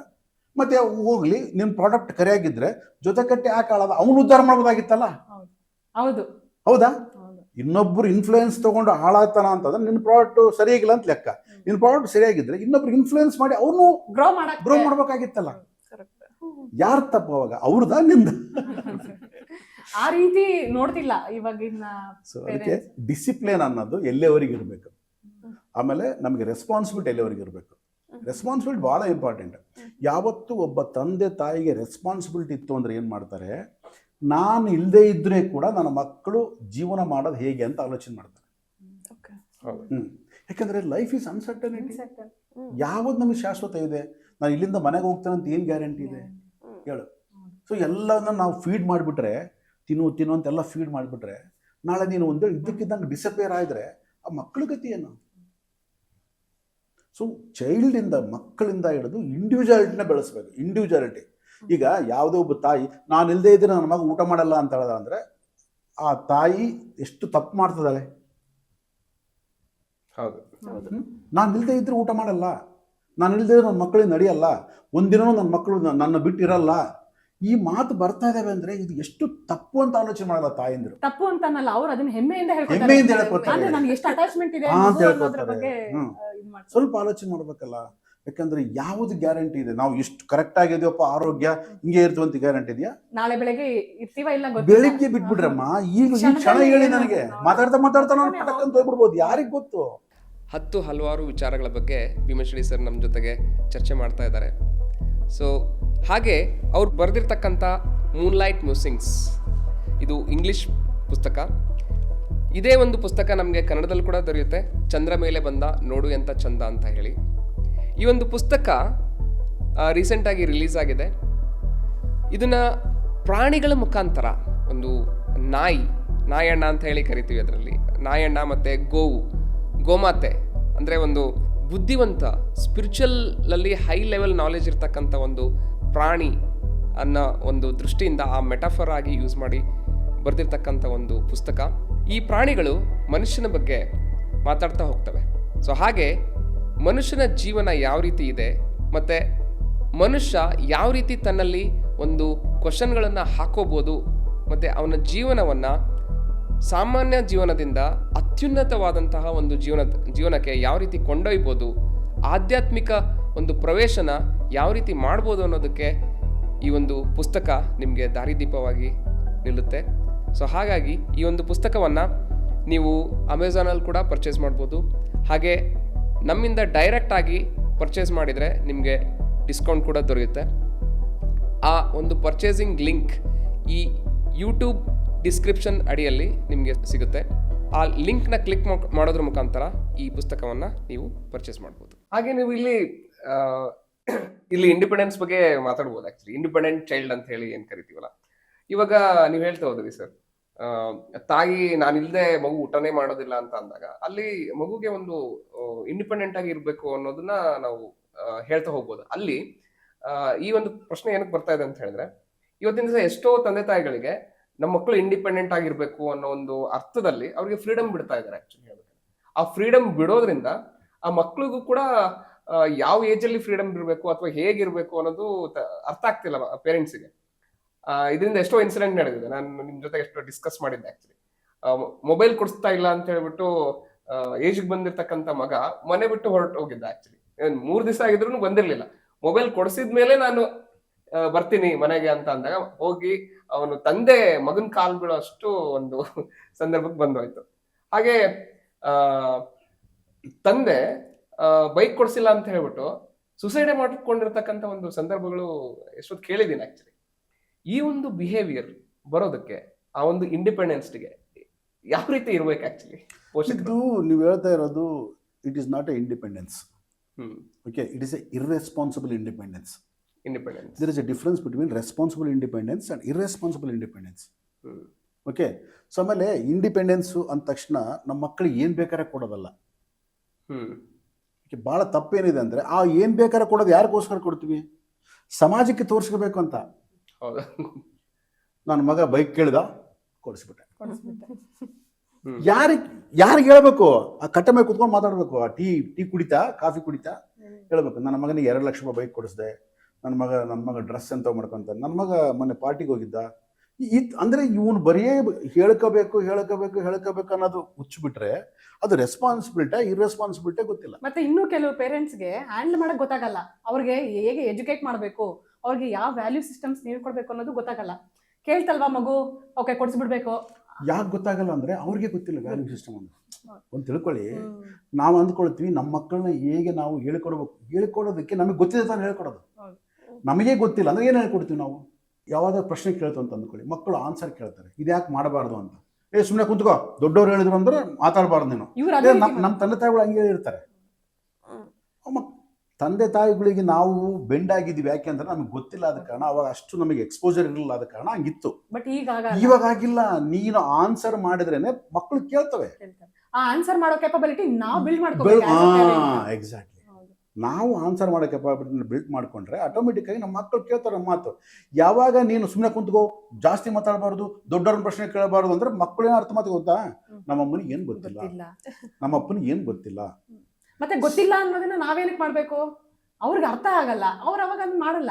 ಅದೇ ನಾವು ಅವ್ರಿಗೆ ಅರ್ಥ ಆಗೋ ರೀತಿ ಹೇಳಿದಾಗ ಅವ್ರಿಗೆ ಅರ್ಥ ಆದಾಗ ಅವರು ಫಾಲೋ ಮಾಡ್ತಾರೆ. ಹೌದು ಈ ರೀತಿ, ಓಕೆ ಇದು ಈ ರೀತಿ ಅನ್ನೋದು ಅವ್ರಿಗೊಂದು idea. ಇವಾಗ ಏನಾಗಿದೆ, ನಿನಗೆ ಈ ಟೆಕ್ನಾಲಜಿ ಡೆವಲಪ್ ಆಗಿರೋದ್ರಿಂದ ನೀನು ಏನು ಪ್ರಶ್ನೆಗೆ ಆನ್ಸರ್ ಮಾಡೋಕ್ಕಾಗಲ್ಲೋ ಅದು ಗೂಗಲ್ ಆನ್ಸರ್ ಮಾಡುತ್ತೆ. Chat GPT ಕೂಡ ಇದೆ. ಆಗ ಯಾರು ಮಾತು ಕೇಳ್ತಾರೆ ಮಕ್ಕಳು? ಗೂಗಲ್ ಮಾತು ಕೇಳ್ತಾರೆ. ಯಾಕಂದ್ರೆ ನಾಲೆಡ್ಜ್ ಎಲ್ಲಿ ಇರುತ್ತೆ ಅಲ್ಲಿ ಮಾತು ಕೇಳ್ತಾರೆ.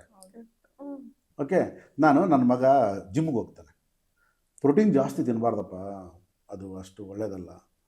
ಅದು ಗೂಗಲಲ್ಲಿ ತಂದು ತೋರಿಸ್ಬಿಟ್ಟ, ಅಪ್ಪ ಇಷ್ಟು ಬೇಕಂತೆ, 1 kg ಇಷ್ಟು ಬೇಕಂತ ಪ್ರೋಟೀನ್ ಬೇಕಂತ. ಆ ಗೂಗಲಲ್ಲಿ ಯಾವನು ಫೀಡ್ ಮಾಡಿರ್ತಾನೆ. ಅದು ಒಂದು ಇವಾಗ ಮಿತ್ ಅಂತಾನೆ ಅನ್ಬೋದು ಸರ್ ಆಕ್ಚುಲಿ. ಯಾಕಂದ್ರೆ ಮಕ್ಕಳದ್ದು ಇಷ್ಟೇ ಏಜ್ಗೆ ಇಷ್ಟೇ ವೇಟ್ ಇರಬೇಕು, ಆಮೇಲೆ ಇಷ್ಟು ಪ್ರೋಟೀನ್ ತಿಂದ್ರೆ ಇಷ್ಟು ನಿಮ್ಮ ಆರೋಗ್ಯಕರವಾಗಿರ್ತೀವಿ ಅನ್ನೋದನ್ನ ಒಂದು ಕಾನ್ಸೆಪ್ಟ್. ಈಗ ಆ ಪ್ರೋಟೀನ್ ಮ್ಯಾನುಫ್ಯಾಕ್ಚರಿಂಗ್ ಕಂಪನೀಸ್ ಇರ್ತಾವಲ್ಲ ಅವೆಲ್ಲ ಮಾಡಿರ್ತಾವಲ್ಲ, ಮಿಸ್ಕಾನ್ಸೆಪ್ಷನ್ಸ್ ಎಲ್ಲ ತುಂಬಿರ್ತಾವೆ. ಗೂಗಲಲ್ಲಿ ಕೂಡ ಅದೇ ಆನ್ಸರ್ ಬರುತ್ತೆ, 1 kg ಇಷ್ಟು ಪ್ರೋಟೀನ್ ತಿನ್ಬೇಕು ಇಷ್ಟ. ಯಾಕಂದ್ರೆ ಅವರು ಸೇಲ್ಸ್ ಮಾಡ್ಬೇಕಲ್ಲ. ನಿಜವಾಗ್ಲೂ ಬಾಡಿಗೆ ಅಷ್ಟು ನೀಡಿದೆಯಾ protein? So made up of proteins, body is made up of proteins. ಯಾವ ಓದ್ಕೊಂಬಿಡೋದೆ ಅದನ್ನು ಹೇಳ್ಬಿಡೋದು, ಅದನ್ನು ಎಷ್ಟು ಬೇಕು ಪ್ರೋಟೀನ್ಸು, ಜಾಸ್ತಿ ತಿಂದರೆ ಕಿಡ್ನಿಗೆ ಎಷ್ಟು ಎಫೆಕ್ಟ್ ಆಗುತ್ತೆ. ಸೊ ಆ ಮಕ್ಕಳು ಏನಾಗ್ತಾರೆ, ಆ ಗೂಗಲಲ್ಲೇ ಹಿಡ್ಕೊಂಡಿರ್ತಾರೆ. ಮತ್ತೆ ಫಿಸಿಕಲ್ ಆಕ್ಟಿವಿಟಿ ಕೂಡ ಇರುತ್ತೆ ಸರ್, ಅದರಲ್ಲಿ ತುಂಬಾ ಇರುತ್ತೆ ಬೇರೆ ಥಿಂಗ್ಸ್, ಅದನ್ನ ಅವರು ಡಿಸ್ಕ್ಲೋಸ್ ಮಾಡಲ್ಲ. ನೀವು ಇಷ್ಟು ಆಕ್ಟಿವಿಟಿ ಮಾಡಿದ್ರೆ ನಿಮ್ಗೆ ಇಷ್ಟು ಪ್ರೋಟೀನ್ ಬೇಕು ಅಂತ ಹೇಳಲ್ಲ, ಆಕ್ಟಿವಿಟಿ ಬಗ್ಗೆ ಮಾತಾಡಲ್ಲ. ಅವ್ರು ಬರೀ ಪ್ರಾಡಕ್ಟ್ ಬಗ್ಗೆ ಮಾತಾಡ್ತಾರೆ. ಇವ್ರು ಏನ್ ಮಾಡ್ತಾರೆ, ಪ್ರಾಡಕ್ಟ್ ತಗೋತಾರೆ ಬಟ್ ಆಕ್ಟಿವಿಟಿ ಮಾಡಲ್ಲ. ಎಕ್ಸಾಕ್ಟ್ಲಿ, ಅದರಿಂದ ಡಿಸ್ಅಡ್ವಾಂಟೇಜ್ ಆಗುತ್ತೆ. ಸೇಲ್ಸ್ ಆಗ್ಬೇಕಷ್ಟೇ ಅವ್ರಿಗೆ. ಹಾ, ಸೊ ಆ ಥರ. ಅದಕ್ಕಾಗಿ ನಾವು ಎಜುಕೇಟೆಡ್ ಮಾಡಬೇಕಾ ಬೇಡ? ಸೊ ಏನಾದರೂ ಕ್ವಶನ್ಗೆ ಆನ್ಸರ್ ಕೊಡಬೇಕಾದ್ರೂ ಕೂಡ ನಾವು ಒಂದು ಸ್ವಲ್ಪ ಪಕ್ಕಕ್ಕೆ ಹೋಗ್ಬಿಟ್ಟು ಗೂಗಲಲ್ಲಿ ಚೆಕ್ ಮಾಡ್ಕೊಂಡ್ಬಂದು ಆನ್ಸರ್ ಕೊಡ್ಬೇಕು. ಅಂತ ಪರಿಸ್ಥಿತಿ ಬಂದಿಲ್ಲ. ಆ ತರ ಕೊಡ್ಬೇಕು ಅಂದ್ರೆ ಮಕ್ಕಳು ಟೈಮ್ ನಮಗೆ ಕೊಡ್ತಾ ಇಲ್ಲ. ಅವ್ರಿಗೆ ಇನ್ಸ್ಟೆಂಟ್ ಆಗಿ ಆನ್ಸರ್ ಬೇಕು. ಇವಾಗ ಆನ್ಸರ್ ನಾವ್ ಹೇಳ್ತೇವೆ. ನೀವೇನ್ ಪ್ರಶ್ನೆ ಕೇಳಿದ್ರಲ್ಲ, ಆಕ್ಚುಲಿ ಮಕ್ಕಳಿಗೆ ನಾವು ಇಂಡಿಪೆಂಡೆಂಟ್ ಆಗಿ ಇರ್ಬೇಕು ಅಂತ ಹೇಳಿ ಅನ್ಕೊಂಡು ತುಂಬಾ ಫ್ರೀಡಮ್ ಕೊಡ್ತಾ ಇದೀವಿ ಅಂತ ಹೇಳಿ ಅಂದೆ ಆಕ್ಚುಲಿ. ಸೊ ಆ ಒಂದು ಅದನ್ನ ಹೇಳಿದ್ನ ಇನ್ಸಿಡೆಂಟ್. ಸೊ ಅದ್ರಲ್ಲಿ ಒಂದು ಕ್ವಶನ್ ಏನಂತ ಹೇಳಿದ್ರೆ ಸರ್, ಇವಾಗ ಮಗನೇ ಇನ್ಫ್ಲುಯೆನ್ಸ್, ತಂದೆ ಕೊಡ್ಸೋದಕ್ಕೆ ಇಷ್ಟ ಇಲ್ಲ ಆಕ್ಚುಲಿ. ಬೈಕ್ ಅಥವಾ ಮೊಬೈಲ್ ಕೊಟ್ರೆ ಹಾಳಾಗ್ತಾರೆ ಅನ್ನೋದು ಕೂಡ ತಂದೆಗೆ ಗೊತ್ತು. ಬಟ್ ಮಗ ಇನ್ಫ್ಲುಯೆನ್ಸ್ ಆಗ್ಬಿಟ್ಟು ಫ್ರೆಂಡ್ ಸರ್ಕಲ್ ಅಲ್ಲಿ ನನ್ನ ಫ್ರೆಂಡ್ ತಗೊಂಡಿದ್ದಾನೆ, ಅವನು ಬೈಕ್ ತಗೊಂಡಿದ್ದಾನೆ, ಹಾಗಾಗಿ ನೀನ್ ಕೊಡಿಸ್ತಾ ಇಲ್ಲ ಅಂತ ಹೇಳ್ಬಿಟ್ಟು ಅಲ್ಲಿ ಸಿಟ್ಟಾಗಿ ಮಾಡ್ಕೊಂಡಿರ್ತಕ್ಕಂಥ ಒಂದು ಸಿಚುವೇಶನ್ ಇದೆ. ಅದು ಹರೀಶ್ ಅಂತ ತಿಳ್ಕೊಳ್ಳಿ, ಇದು ಚೈಲ್ಡ್ ಒಂದು ಒಂದು ಚಿಕ್ಕ ಮಗು ಇದ್ದಾಗಲಿದ್ದ ಆ ಒಂದು ಬಿಹೇವಿಯರ್ನ ನಾವೇ ಡೆವಲಪ್ ಮಾಡಿರ್ತೀವಿ. ಇವಾಗ ಮಗು ಊಟ ಮಾಡಲ್ಲ, ಫೋನ್ ಕೊಟ್ಟು ಊಟ ಮಾಡಿಸ್ತೀವಿ. ಆ ಫೋನ್ ನೋಡ್ತಾ ಇರ್ತದೆ, ಅದು ನೀವು ತಾಯಿ ತುರುಕ್ತಾ ಇರ್ತಾರೆ. ಅಂದ್ರೇನು, ನನಗೆ ಬೇಕಾದ ನಾನು ಕೊಡು, ನಾನು ನಿನ್ನ ಮಾತು ಕೇಳ್ತೀನಿ. ತಾಯಿಗೇನು ಬೇಕು, ಬೇಗ ಬೇಗ ತಿನ್ನಿಸ್ಬೇಕು. ಆ ಮಗು ಕೈ ತಾಯಿ ಬಿಸ್ನೆಸ್, ಅಲ್ಲಿ ಮಧ್ಯೆ ಬಿಸ್ನೆಸ್ ಆಯ್ತು. ಅಲ್ಲಿ ತಾಯಿಗೇನೋ ಬೇಗ ತಿನ್ನಿಸ್ಬೇಕು, ಮಗು ಏನೋ ನಾನು ತಿನ್ನೋದನ್ನ ಮರಿಬೇಕು. ನಾನು ಏನು ತಿಂತಿದ್ದೆ ಅಂತ ಗೊತ್ತಿರಬಾರ್ದು ನನಗೆ. ಅವಾಗ ಏನು ಮಾಡ್ಬೇಕು, ನಾನು ಫೋನ್ ನೋಡ್ತಾ ಇರಬೇಕು, ತಾಯಿ ಅದು ಏನು ತಿನ್ನಿಸ್ತಾ ಇರಬೇಕು, ಅದು ಏನು ತಿಂತದ್ದು ಗೊತ್ತಿಲ್ಲ, ಹೋಗ್ಬಿಡ್ತದೆ. ಸೊ ಈ ಬಿಸ್ನೆಸ್ಸು ಚೈಲ್ಡ್ ಹುಡ್ಲಿಂದ ಡೆವಲಪ್ ಆಗಿರುತ್ತೆ. ಸೊ ಅದೇ ಬಿಸ್ನೆಸ್ ಕಂಟಿನ್ಯೂ ಆಗುತ್ತೆ. ನನಗೆ ಬೈಕ್ ಕೊಡಿಸು, ಅದೇ ಬಿಸ್ನೆಸ್ ಕಂಟಿನ್ಯೂ ಆಗುತ್ತೆ. ಬೈಕಿನ ಮೊದಲು ಚಿಕ್ಕ ಚಿಕ್ಕ ಕೇಳಿರ್ತಾನೆ ಅವನು. ಫಸ್ಟ್ ಡೈರೆಕ್ಟ್ ಬೈಕಿಗೆ ಬಂದಿರಲ್ಲ ಅವನು, ಚಿಕ್ಕ ಚಿಕ್ಕವೆಲ್ಲ ಕೇಳಿರ್ತಾನೆ. ಇಂಥ ಡ್ರೆಸ್ ಬೇಕು, ಇಂಥ ಒಂದು ವಾಚ್ ಬೇಕು, ಅಥವಾ ಇಂಥ ಒಂದು ಏನಾದರೂ ಒಂದು ಇದು ಬೇಕು, ವಸ್ತುಗಳು ಬೇಕಂತ ಮೊದಲು ಕೇಳಿರ್ತಾನೆ. ಚಿಕ್ಕ ಚಿಕ್ಕವೆಲ್ಲ ಕೊಟ್ಟಿರ್ತಾರೆ ಇವರು. ಅವನು ಆಟ ಮಾಡ್ತಾನೆ, ಇನ್ನೊಂದು ಮಾಡ್ತಾನೆ. ಯಾಕಂದ್ರೆ ಚಿಕ್ಕಂದಿನಿಂದ ಹಿಡಿದು ನೀನು ಅವನ್ನ ಯಾವ ರೀತಿ ಹ್ಯಾಂಡಲ್ ಮಾಡಬೇಕು ಅನ್ನೋದು ಬಿಟ್ಬಿಟ್ಟು ನಿನಗೆ ಪಟ ಕೆಲಸ ಮುಗಿಸ್ಕೊಂಡು ಹೋಗ್ತಕ್ಕಂಥದ್ದು ಬೇಕಾಗಿರುತ್ತೆ. ನೀವು ಮಾಡಿದೀನಿ ಆ ಥರ ಕೊಟ್ಟಾಗ ಅವನೇನು ಮಾಡ್ತಾನೆ, ಅದನ್ನ ಇಟ್ಕೊಂಡು, ಆ ಬೇಸ್ನ ಇಟ್ಕೊಂಡು ಏನು ಮಾಡ್ತಾನೆ, ಬೈಕ್ ಕೇಳ್ತಾನೆ. ಡೈರೆಕ್ಟ್ ಆಗಿ ಬೈಕ್ ಕೇಳೋದೇ ಇಲ್ಲ ಅವನು. ಆ ಸ್ಟ್ರಾಟಜಿ ಅಲ್ಲೇ ಚಿಕ್ಕವರಿದ್ದಾಗೆ ಡೆವಲಪ್ ಆಗುತ್ತೆ. ಅದಕ್ಕೆ ಯಾವುದೇ ಒಂದು ಇನ್ಸಿಡೆಂಟ್ ಆದಾಗ ಬರೀ ಆ ಇನ್ಸಿಡೆಂಟ್ ಸುತ್ತ ನೋಡಬಾರ್ದು ನಾವು. ಆ ಇನ್ಸಿಡೆಂಟ್ ಹಿಂದೆ ಕೂಡ ಏನಾಗಿದೆ, ಸ್ಟಾರ್ಟ್ ಆಯ್ತು, ನಾವು ಅದನ್ನ ಬಿಟ್ಬಿಡ್ತೀವಿ. ನಾನು ಒಳ್ಳೆಯವನು, ನನ್ನ ಮಗ ಕೆಟ್ಟವನಾಗ್ಬಿಡ್ತಾನ ಅವಾಗ. ಅವಾಗ ಏನಂತ ಹೇಳ್ಬೇಕು, ನೋಡಪ್ಪ ಸಾಲ ಅದು ಮಾಡಿದೆ, ಅಲ್ಲೆಲ್ಲ ತಂದೆ ಕೊಟ್ಟೆ, ಇನ್ನು ಯಾವನು ಕೂಡ ಅಂತ ಹೇಳಿದ್ದ. ಒಂದು ಸ್ಕೂಲಲ್ಲಿ ಜಾಯಿನ್ ಮಾಡಿಸೋದು ಅಷ್ಟೇನೆ, ಅರ್ಹತೆಗೆ ಮಿಂಚಿ ಇರ್ತಕ್ಕಂಥ ಸ್ಕೂಲಲ್ಲಿ ಸೇರಿಸೋದು. ಈಗ ಅವನ ಹತ್ರ ದುಡ್ಡಿತ್ತು, ಒಂದು ಒಳ್ಳೆ ಸ್ಕೂಲ್ ಸೇರಿಸ್ದ, ಅದೇನೋ ಮಾಡ್ದ, ಅದು ಓಕೆ.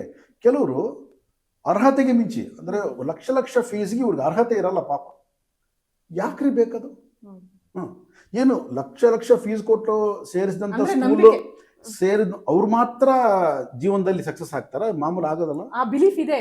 ಆ ಬಿಲೀಫು ಅವ್ರಿಗೆ ಹೆಚ್ಚು ಫೀಸ್ ಕಟ್ಟಿ ದೊಡ್ಡ ದೊಡ್ಡ ಸ್ಕೂಲಿಗೆ ಕಳಿಸಿದ್ದವ್ರು ಮಾತ್ರ ನನ್ನ ಮಗ ಸಕ್ಸಸ್ ಆಗ್ತಾನೆ ಇಲ್ಲ ಇಲ್ಲ ಇಲ್ಲ ಇಲ್ಲ ಇಲ್ಲ ನಾನು ಅದಕ್ಕೆ ಹಂಗ ಅನ್ಕೊಂಡಿದ್ದೆ. ಆ ತರ ಬಿಲೀಫ್ ಅಲ್ಲ ಅದು. ಇವನು ಬೇರೆಯವ್ರ ಹತ್ರ ಹೇಳ್ಕೋಬೇಕು.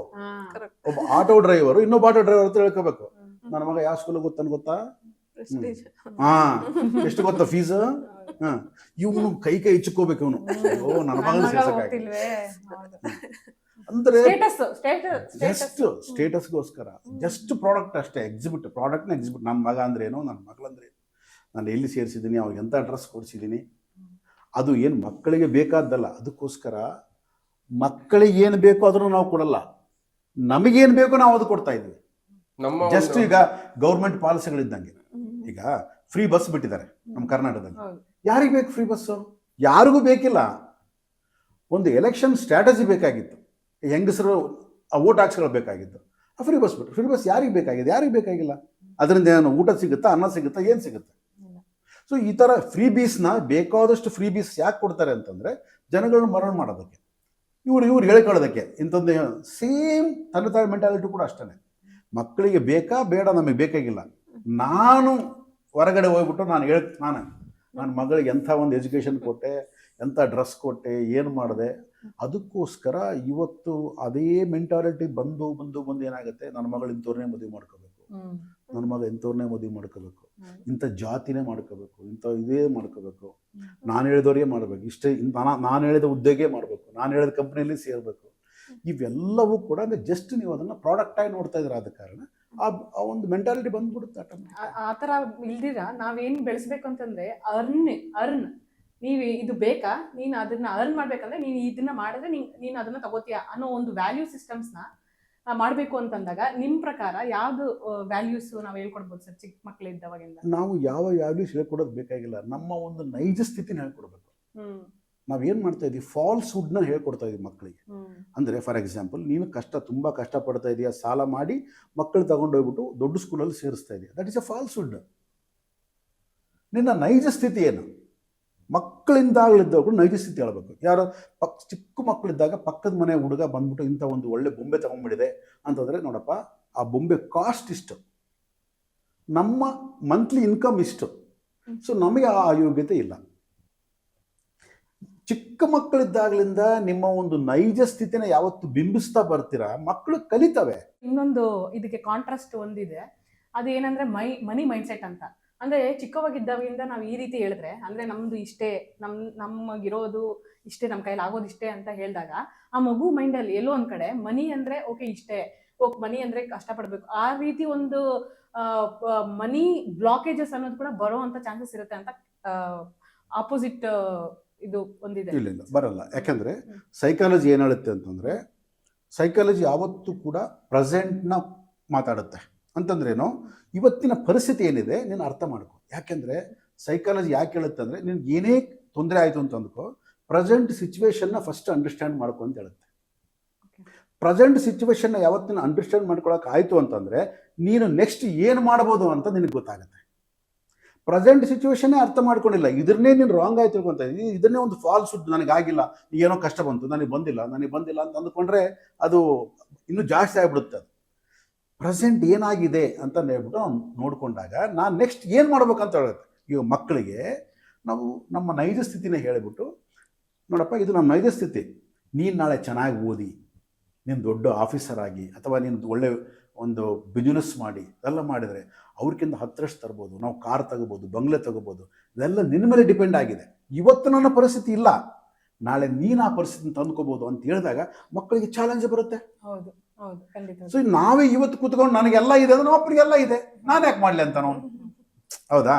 ನಮ್ಮಪ್ಪ ಏನು ಬೇಕಾದ್ರೂ ನನಗೆ ಕೇಳಿ ತಂದು ಕೊಡ್ತಾನೆ, ನಾನು ಏನು ಮಾಡೋ ಅವಾಗ ಅಗತ್ಯ ಇಲ್ಲ, ಅದಕ್ಕೆ ನಾನು ಏನು ಮಾಡಬೇಕಾಗಿಲ್ಲ, ನಾನು ಯಾಕೆ ಓದ್ಲಿ ಜಾಸ್ತಿ.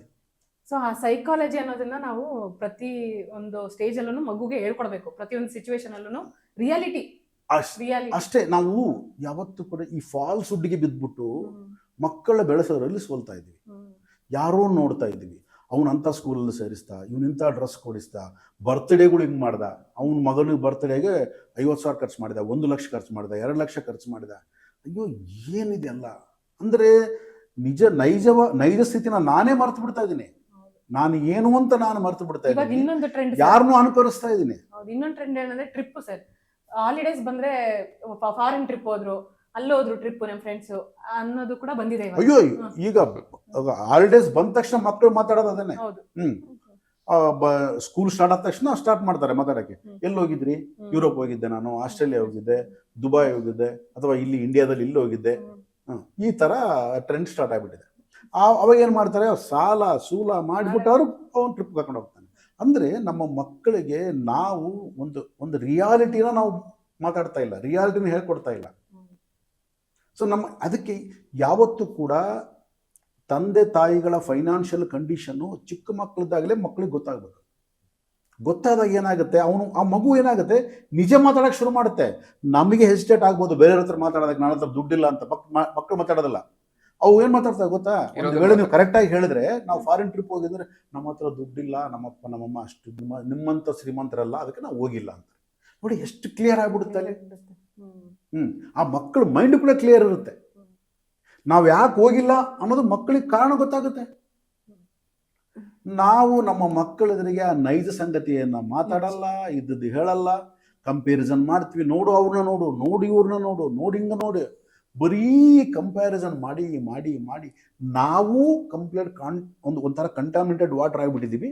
ಆ ಮಕ್ಕಳ ಮನಸ್ಸನ್ನು ಕೂಡ ಹಾಳು ಮಾಡ್ತಾ ಇದ್ದೀವಿ. ಅದು ಬಂಗಾರದ ಮನಸ್ಸು. ಅದು ಎಷ್ಟು ಸುಂದರವಾದ ಮನಸ್ಸು, ಎಷ್ಟು ಸುಂದರವಾದ ಹೃದಯ, ಎಷ್ಟು ಆರಾಮಾಗಿರುತ್ತೆ ಅದು. ಸೊ ಅಂಥ ಒಂದು ಶಿಶುನ ನಾವು ಕುತ್ಕೊಂಡು ಹಾಳು ಮಾಡಿ ಮತ್ತೆ ನಾವೇ ಹೇಳೋದು. ನಾವು ಇಷ್ಟೆಲ್ಲ ಮಾಡಿದೆ ಅಷ್ಟೆಲ್ಲ ಮಾಡಿದೆ ಅಂತ ಮತ್ತೆ ನಾವೇ. ಅಂದ್ರೆ ಇಲ್ಲಿ ನಾವು ಮಕ್ಕಳಿಗೆ ಎಲ್ಲೋ ಒಂದು ಕ್ಲಾರಿಟಿ ಬರೋದ್ರ ಬದಲು ನಾವು ಅವ್ರನ್ನ ಕನ್ಫ್ಯೂಷನ್ ಸ್ಟೇಟಿಗೆ ಪೋಷಕರೇ ದಬ್ತಾ ಇದ್ದಾರೆ ಅಂತ ಹೇಳಿ. ಮಕ್ಕಳು ಯಾವತ್ತೂ ಕ್ಲಾರಿಟಿ ಆಗಿದ್ದಾರೆ ರೀಶ್. ಮಕ್ಕಳು ಯಾವತ್ತೂ ಕ್ಲಾರಿಟಿ ಆಗಿದ್ದಾರೆ. ಕ್ಲಾರಿಟಿ ಇಲ್ಲದ್ದು ಪೇರೆಂಟ್ಸ್. ಇವಾಗ ಬೇಕಾಗಿರೋದು ಪೇರೆಂಟ್ಸ್ಗೆ ಕ್ಲಾರಿಟಿ, ಮಕ್ಕಳಿಗೆಲ್ಲ. ಹೌದು. ನಾವು ಕ್ಲಾರಿಟಿ ಆಗಿರೋದು ಬಿಟ್ಬಿಟ್ಟು ಮಕ್ಕಳನ್ನ ನಾವು ನೋಡ್ತಾ ಇದ್ವಿ, ತಪ್ಪದು. ಫಸ್ಟ್ ನಾವು ಕ್ಲಾರಿಟಿ ಇರಬೇಕು. ನಮ್ಮ ಫೈನಾನ್ಷಿಯಲ್ ಕಂಡೀಷನ್ಸ್ ಏನೋ, ನಾವೇನೋ, ನಾವು ನೆಲದ ಮೇಲೆ ನಿಂತ್ಕೊಂಡು ಆಲೋಚನೆ ಮಾಡಿದ್ರೆ ಮಕ್ಕಳು ಕೂಡ ಆರಾಮಾಗಿ ನಿಂತ್ಕೊಂಡಿರ್ತಾರೆ ನೆಲದ ಮೇಲೆ. ನಾವು ನೆಲ ಬಿಟ್ಬಿಟ್ಟು ಮೇಲೆ ಒಂದು ಜಂಪ್ ಮಾಡಿ ಅಲ್ಲಿ ಆಲೋಚನೆ ಮಾಡಿದಾಗ ಏನ್ ಮಾಡಕ್ಕಾಗಲ್ಲ. ಅಂದ್ರೆ ಇನ್ವಾಲ್ವ್ ಮಾಡಬೇಕು, ಮಕ್ಕಳನ್ನ ಕೂಡ ಇನ್ವಾಲ್ವ್ ಮಾಡಬೇಕು. ನಿಮ್ಮ ಪ್ರತಿಯೊಂದರಲ್ಲೂ ಕೂಡ ನಿಮ್ಮ ಎವ್ರಿ ಮಂತ್ ನಿಮ್ಮ ರೇಷನ್, ನಿಮ್ಮ ಒಂದು ತರಕಾರಿ, ಕರೆಂಟ್ ಬಿಲ್, ನಿಮ್ದು ಏನೇನಿದೆ ನಿಮ್ಮ ಒಂದು ಆ ಫೈನಾನ್ಸ್ ಅದು ಇದೆ ಅಲ್ಲ, ಅದನ್ನ ಒಂದು ಬಡ್ಜೆಟ್ ನ ಮಕ್ಕಳ ಕೈಲಿ ಮಾಡಿಸಿ. ಹೌದು, ಇನ್ವಾಲ್ವ್ ಮಾಡ್ಬೇಕು. ಕರೆಂಟ್ ಬಿಲ್ ಏನ್ ಕಟ್ತಾ ಇದೀವಿ, ರೇಷನ್ ಏನ್ ತರ್ತಾ ಇದೀವಿ, ಹಾಲ್ನವನಿಗೆ ಎಷ್ಟು ಕೊಡ್ತಾ ಇದೀವಿ, ನಮ್ ಇನ್ಕಮ್ ಇಷ್ಟು, ಅದು ಅವಾಗ ಅವ್ರಿಗೆ ರೆಸ್ಪಾನ್ಸಿಬಿಲಿಟಿ ಬಂದ್ಬಿಡುತ್ತೆ. ಅಯ್ಯೋ ಹೆಂಗ್ ಬೆಳಿತಾರೆ ಗೊತ್ತಾ ಮಕ್ಕಳವು. ಹೌದು, ಅವರೇ ಹೇಳ್ತಾರೆ ಅಮ್ಮ ಇದು ಬೇಡ, ಇದು ಬೇಡ. ಈಗ ನನ್ನ ಮಗಳು ರೇಷನ್ ಬುಕ್ ಮಾಡ್ಬೇಕಾದ್ರೆ ಅದರಲ್ಲಿ ಅವಳು ಎಲ್ಲ ಆಫರ್ಸ್ ನೋಡ್ತಾಳೆ. ನೋಡ್ಬಿಟ್ಟು ಇದನ್ನ ತಗೊಳ್ಳೋದ ಇದು ತಗೊಳ್ಳೋದ, ಈ ಆಫರ್ಗೆ ಇಷ್ಟು ಬರುತ್ತೆ, ಈ ಆಫರ್ಗೆ ಇದು ತಗೊಳುತ್ತೆ. ಅವಳೇ ಎಲ್ಲ ಬುಕ್ ಮಾಡ್ತಾಳೆ ಕಂಪ್ಲೀಟ್ ಆಗಿ. ಅದೇನಂತಾರೆ ಯಾವ ಬಿಗ್ ಬಾಸ್ಕೆಟ್ ಯಾವ್ದು ಮಾಡ್ತಾರಲ್ಲ, ಅದರೆಲ್ಲ ಕುತ್ಕೊಂಡು ಯಾವ್ಯಾವ ಆಫರ್ ಇದ್ದಾವೆ, ಯಾವಿಲ್ಲ, ಯಾವ ತಗೋಬೇಕು, ಯಾವ ಬೇಡ, ಈಗಲೇ ಎಲ್ಲ ಬುಕ್ ಮಾಡ್ತಾರೆ. ಹೌದು. ಅಂದ್ರೆ ಎಜುಕೇಶನ್ ಅನ್ನೋದು ಶಾಲೆಯಲ್ಲ, ಅದಕ್ಕೆ ಮನೆಯೇ ಮೊದಲ ಪಾಠಶಾಲೆ, ತಾಯಿಯೇ ಮೊದಲ ಗುರು. ಸೊ ನಾವೇನ್ ಅಂದ್ಕೊಳ್ತೀವಿ, ಮೊದಲ ಗುರು ಅಂದ ತಕ್ಷಣ ನಾವ್ ಹೇಳಿದ್ ಕೇಳೋದಲ್ಲ, ಹೋಲ್ ಲೈಫ್ ನ ನೀವು ಟೀಚ್ ಮಾಡ್ಬೇಕು. ಅವನು ನಾಳೆ ರೆಸ್ಪಾನ್ಸಿಬಲ್ ಆಗಿ ಇಂಡಿವಿಜುವಲ್ ಆಗಿ ಬೆಳೆಯುವಂತೆ ಟೀಚಿಂಗ್ಸು ನಮ್ಮ ಮನೇಲಿ ಬರಬೇಕು. ಅದು ಯಾರ ಜವಾಬ್ದಾರಿ? ಅದು ಪೇರೆಂಟ್ಸ್ ಜವಾಬ್ದಾರಿ. ಅದು ಅದನ್ನ ಬಿಟ್ಬಿಟ್ಟು ಈ ಟೀಚರ್ ಸರಿಗಿಲ್ಲ, ಈ ಸ್ಕೂಲ್ ಸರಿಗಿಲ್ಲ. ಆ ಟೀಚರು, ಆ ಸ್ಕೂಲು ಅದು ಪರ್ಟಿಕ್ಯುಲರ್ ಟೈಮಲ್ಲಿ ಮಾತ್ರ ಅಷ್ಟೇ, ಎಷ್ಟು ಹೇಳ್ಕೊಡಕ್ಕಾಗುತ್ತೆ ಅಷ್ಟೇ ಹೇಳ್ಕೊಡ್ತಾರೆ. ಟೀಚರ್ ಹತ್ರ ಜಾಸ್ತಿ ಇರ್ತಾನ, ಮಕ್ಕಳು ನಮ್ಮ ಹತ್ರ ಜಾಸ್ತಿ ಇರ್ತಾವ, ಜಾಸ್ತಿ ಇರ್ತವೆ. ಸೊ ಯಾರು ಕಲಿಸೋದು?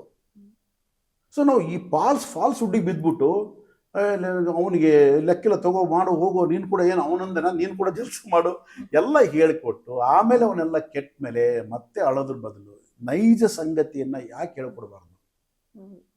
ಸರ್, ಇದು ಕಂಪ್ಯಾರಿಸನ್ ಅಂದ್ರೆ ಒಂದು ಕ್ವಶನ್ ಬಂತು. ಸೊ ರಿಯಲ್ ಲೈಫಲ್ಲಿ ಆಗ್ತಾ ಇರೋದು. ಸೊ ಇವಾಗ ಪಕ್ಕದ ಮನೆ ಹುಡುಗ ಏನೋ ಮಾಡ್ಬಿಡ್ತಾನೆ, ಅವ್ನು ಅಂದ್ರೆ ಗ್ರ್ಯಾಂಡ್ ಪೇರೆಂಟ್ಸ್ ಜೊತೆ ಎಲ್ಲ ಇರ್ತೀವಲ್ವ ಸರ್, ಅವ್ರ ಮೈಂಡ್ ಸೆಟ್ ನಮ್ಮ ಮೈಂಡ್ ಸೆಟ್ ಇದ್ದಾಗ ಅವ್ರು ಹೇಳ್ತಾರೆ ಅವ್ನ ಜೊತೆ ಸೇರ್ಬೇಡ, ಪಕ್ಕದ ಹುಡುಗಿ ಜೊತೆ ಬಂದಾಗ ಅವ್ರ ಜೊತೆ ಸೇರ್ಬೇಡ.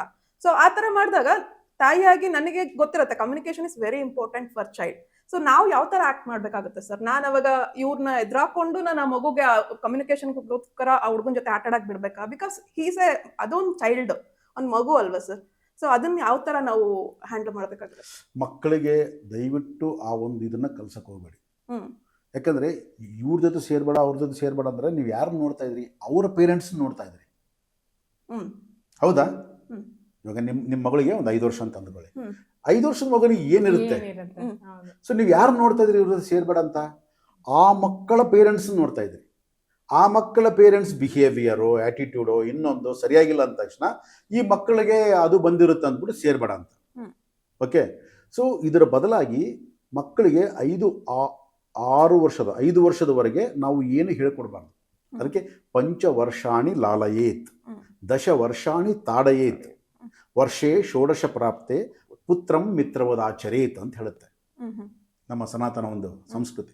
ಅಂದರೆ ನೀವು 5 ವರ್ಷದವರೆಗೂ ಕಂಡೀಷನ್ಸ್ನ ಏನು ಮಾಡಬೇಡಿ. ಲಾಲಯೇತ್ ಅಂದರೆ ಯು ಶುಡ್ ಲವ್. ಸೊ ನಿನ್ನ ಒಂದು ಪ್ರೇಮವನ್ನು ಮಾತ್ರ ಉಣಿಸ್ಬೇಕಲ್ಲಿ. ಮಗ ಚಿಕ್ಕ ಮಕ್ಕಳ ಜೊತೆ ಯಾವ ಮಕ್ಕಳ ಜೊತೆ ಆಟ ಆಡಿದ್ರು ಆಟ ಆಡಲಿ. ನಮ್ಮ ಮನೆ ವಾಚ್ಮನ್ ಮಕ್ಕಳ ಜೊತೆ ಆಟ ಆಡ್ಬೇಡ. ವಾಚ್ಮ್ಯಾನ್ ಇರ್ಬೋದು, ವಾಚ್ಮ್ಯಾನ್ ಫೈನಾನ್ಷಿಯಲಿ ನಿಮ್ಗಿಂತ ಕಡಿಮೆ ಇರ್ಬೋದು ಅಷ್ಟೇ. ಅವನು ಮನುಷ್ಯ ತಾನೆ, ಫೈನಾನ್ಷಿಯಲಿ ನಾವು ಕಡಿಮೆ ಇರ್ಬೋದು ಅವನು, ಬಟ್ ಮನುಷ್ಯ ಅವನು. ಅವ್ರ ಮಕ್ಕಳಿಗೆ ನಿಮ್ಮ ಮಕ್ಕಳಿಗೆ ವ್ಯತ್ಯಾಸ ಏನು? ಅದಕ್ಕೆ 5 ವರ್ಷದವರೆಗೂ ನೀವು ಯಾವುದು ರಿಸ್ಟ್ರಿಕ್ಷನ್ಸ್ ಇರಬಾರ್ದು ಮಕ್ಕಳಿಗೆ. ಮತ್ತೆ ಇನ್ನೊಂದು ಏನ್ ನೋಡ್ತಿದೀನಿ ಸರ್, ಅಪಾರ್ಟ್ಮೆಂಟ್ ಅಲ್ಲೆಲ್ಲ ನೋಡ್ತೀವಲ್ಲ, ಏನ್ ಮಾಡ್ತಾರೆ ಅಂತಂದ್ರೆ ಒಂದು ಮಗು ಒಂದು 8 ವರ್ಷ 7 ವರ್ಷ ಮಕ್ಕಳು ಆಟ ಆಡುವಾಗ ಏನೋ ಒಂದು ಫೈಟ್ ಮಾಡ್ಕೋತಾರೆ, ಜಗಳ ಮಾಡ್ಕೋತಾರೆ.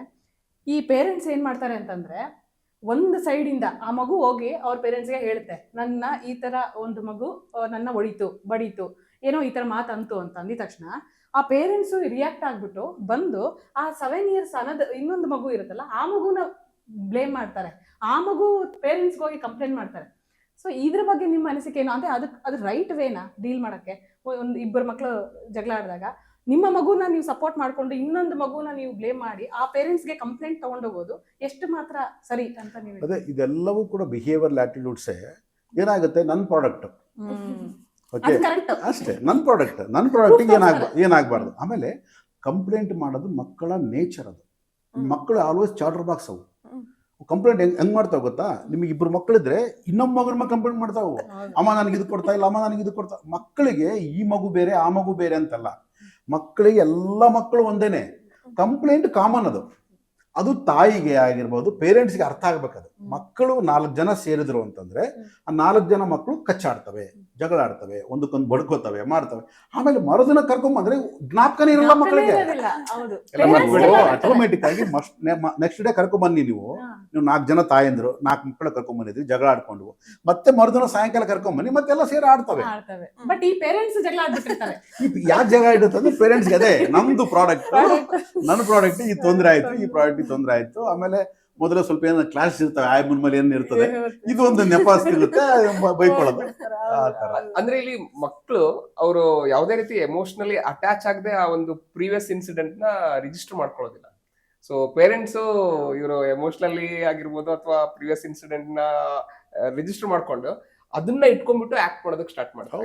ಪ್ರೂಫ್ ಕೂಡ ತೋರಿಸ್ತಾರೆ ಸರ್. ಈ ಮಗು ಈಗ ಬಂದು ಹಿಂಗ್ ಮಾಡಿದೆ ಅಂತ ಕ್ಯಾಮ್ರಾ ಪ್ರೂಫ್ ತಗೊಂಡು ಅದನ್ನ ನೋಡೋರು ನಂಗೆ ಶಾಕ್ ಆಗುತ್ತೆ. ಅಂದ್ರೆ ಇವ್ರು ಎಷ್ಟು ಮಕ್ಳು ಜಗಳ ಆಡ್ತಾರೆ, that is fine. But parent ತಗೊಂಡ್ಬಂದು ಪ್ರೂಫ್ ತೋರಿಸಿ ಇನ್ನೊಂದು ಮಗು ಬಗ್ಗೆ ಕಂಪ್ಲೇಂಟ್ ಮಾಡ್ತಾರಲ್ಲ, ನೋಡಿ ನಿಮ್ ಮಗು ನಮ್ಮ ಮಗು ನೋಡಿತಿದೆ ಅಂತ ತೋರಿಸಿ ಪ್ರೂವ್ ಮಾಡಕ್ ಬರ್ತಾರಲ್ಲ, ಕಾಮನ್. ಅದು ಈಗ ಒಂದು ಹೈಪರ್ ಆಕ್ಟಿವ್ ಇರುತ್ತೆ ಒಂದು ಮಗು, ಒಂದು ಸ್ವಲ್ಪ ಹೈಪರ್ ಆಕ್ಟಿವ್ ಕಡಿಮೆ ಇರುತ್ತೆ ಅಂತ.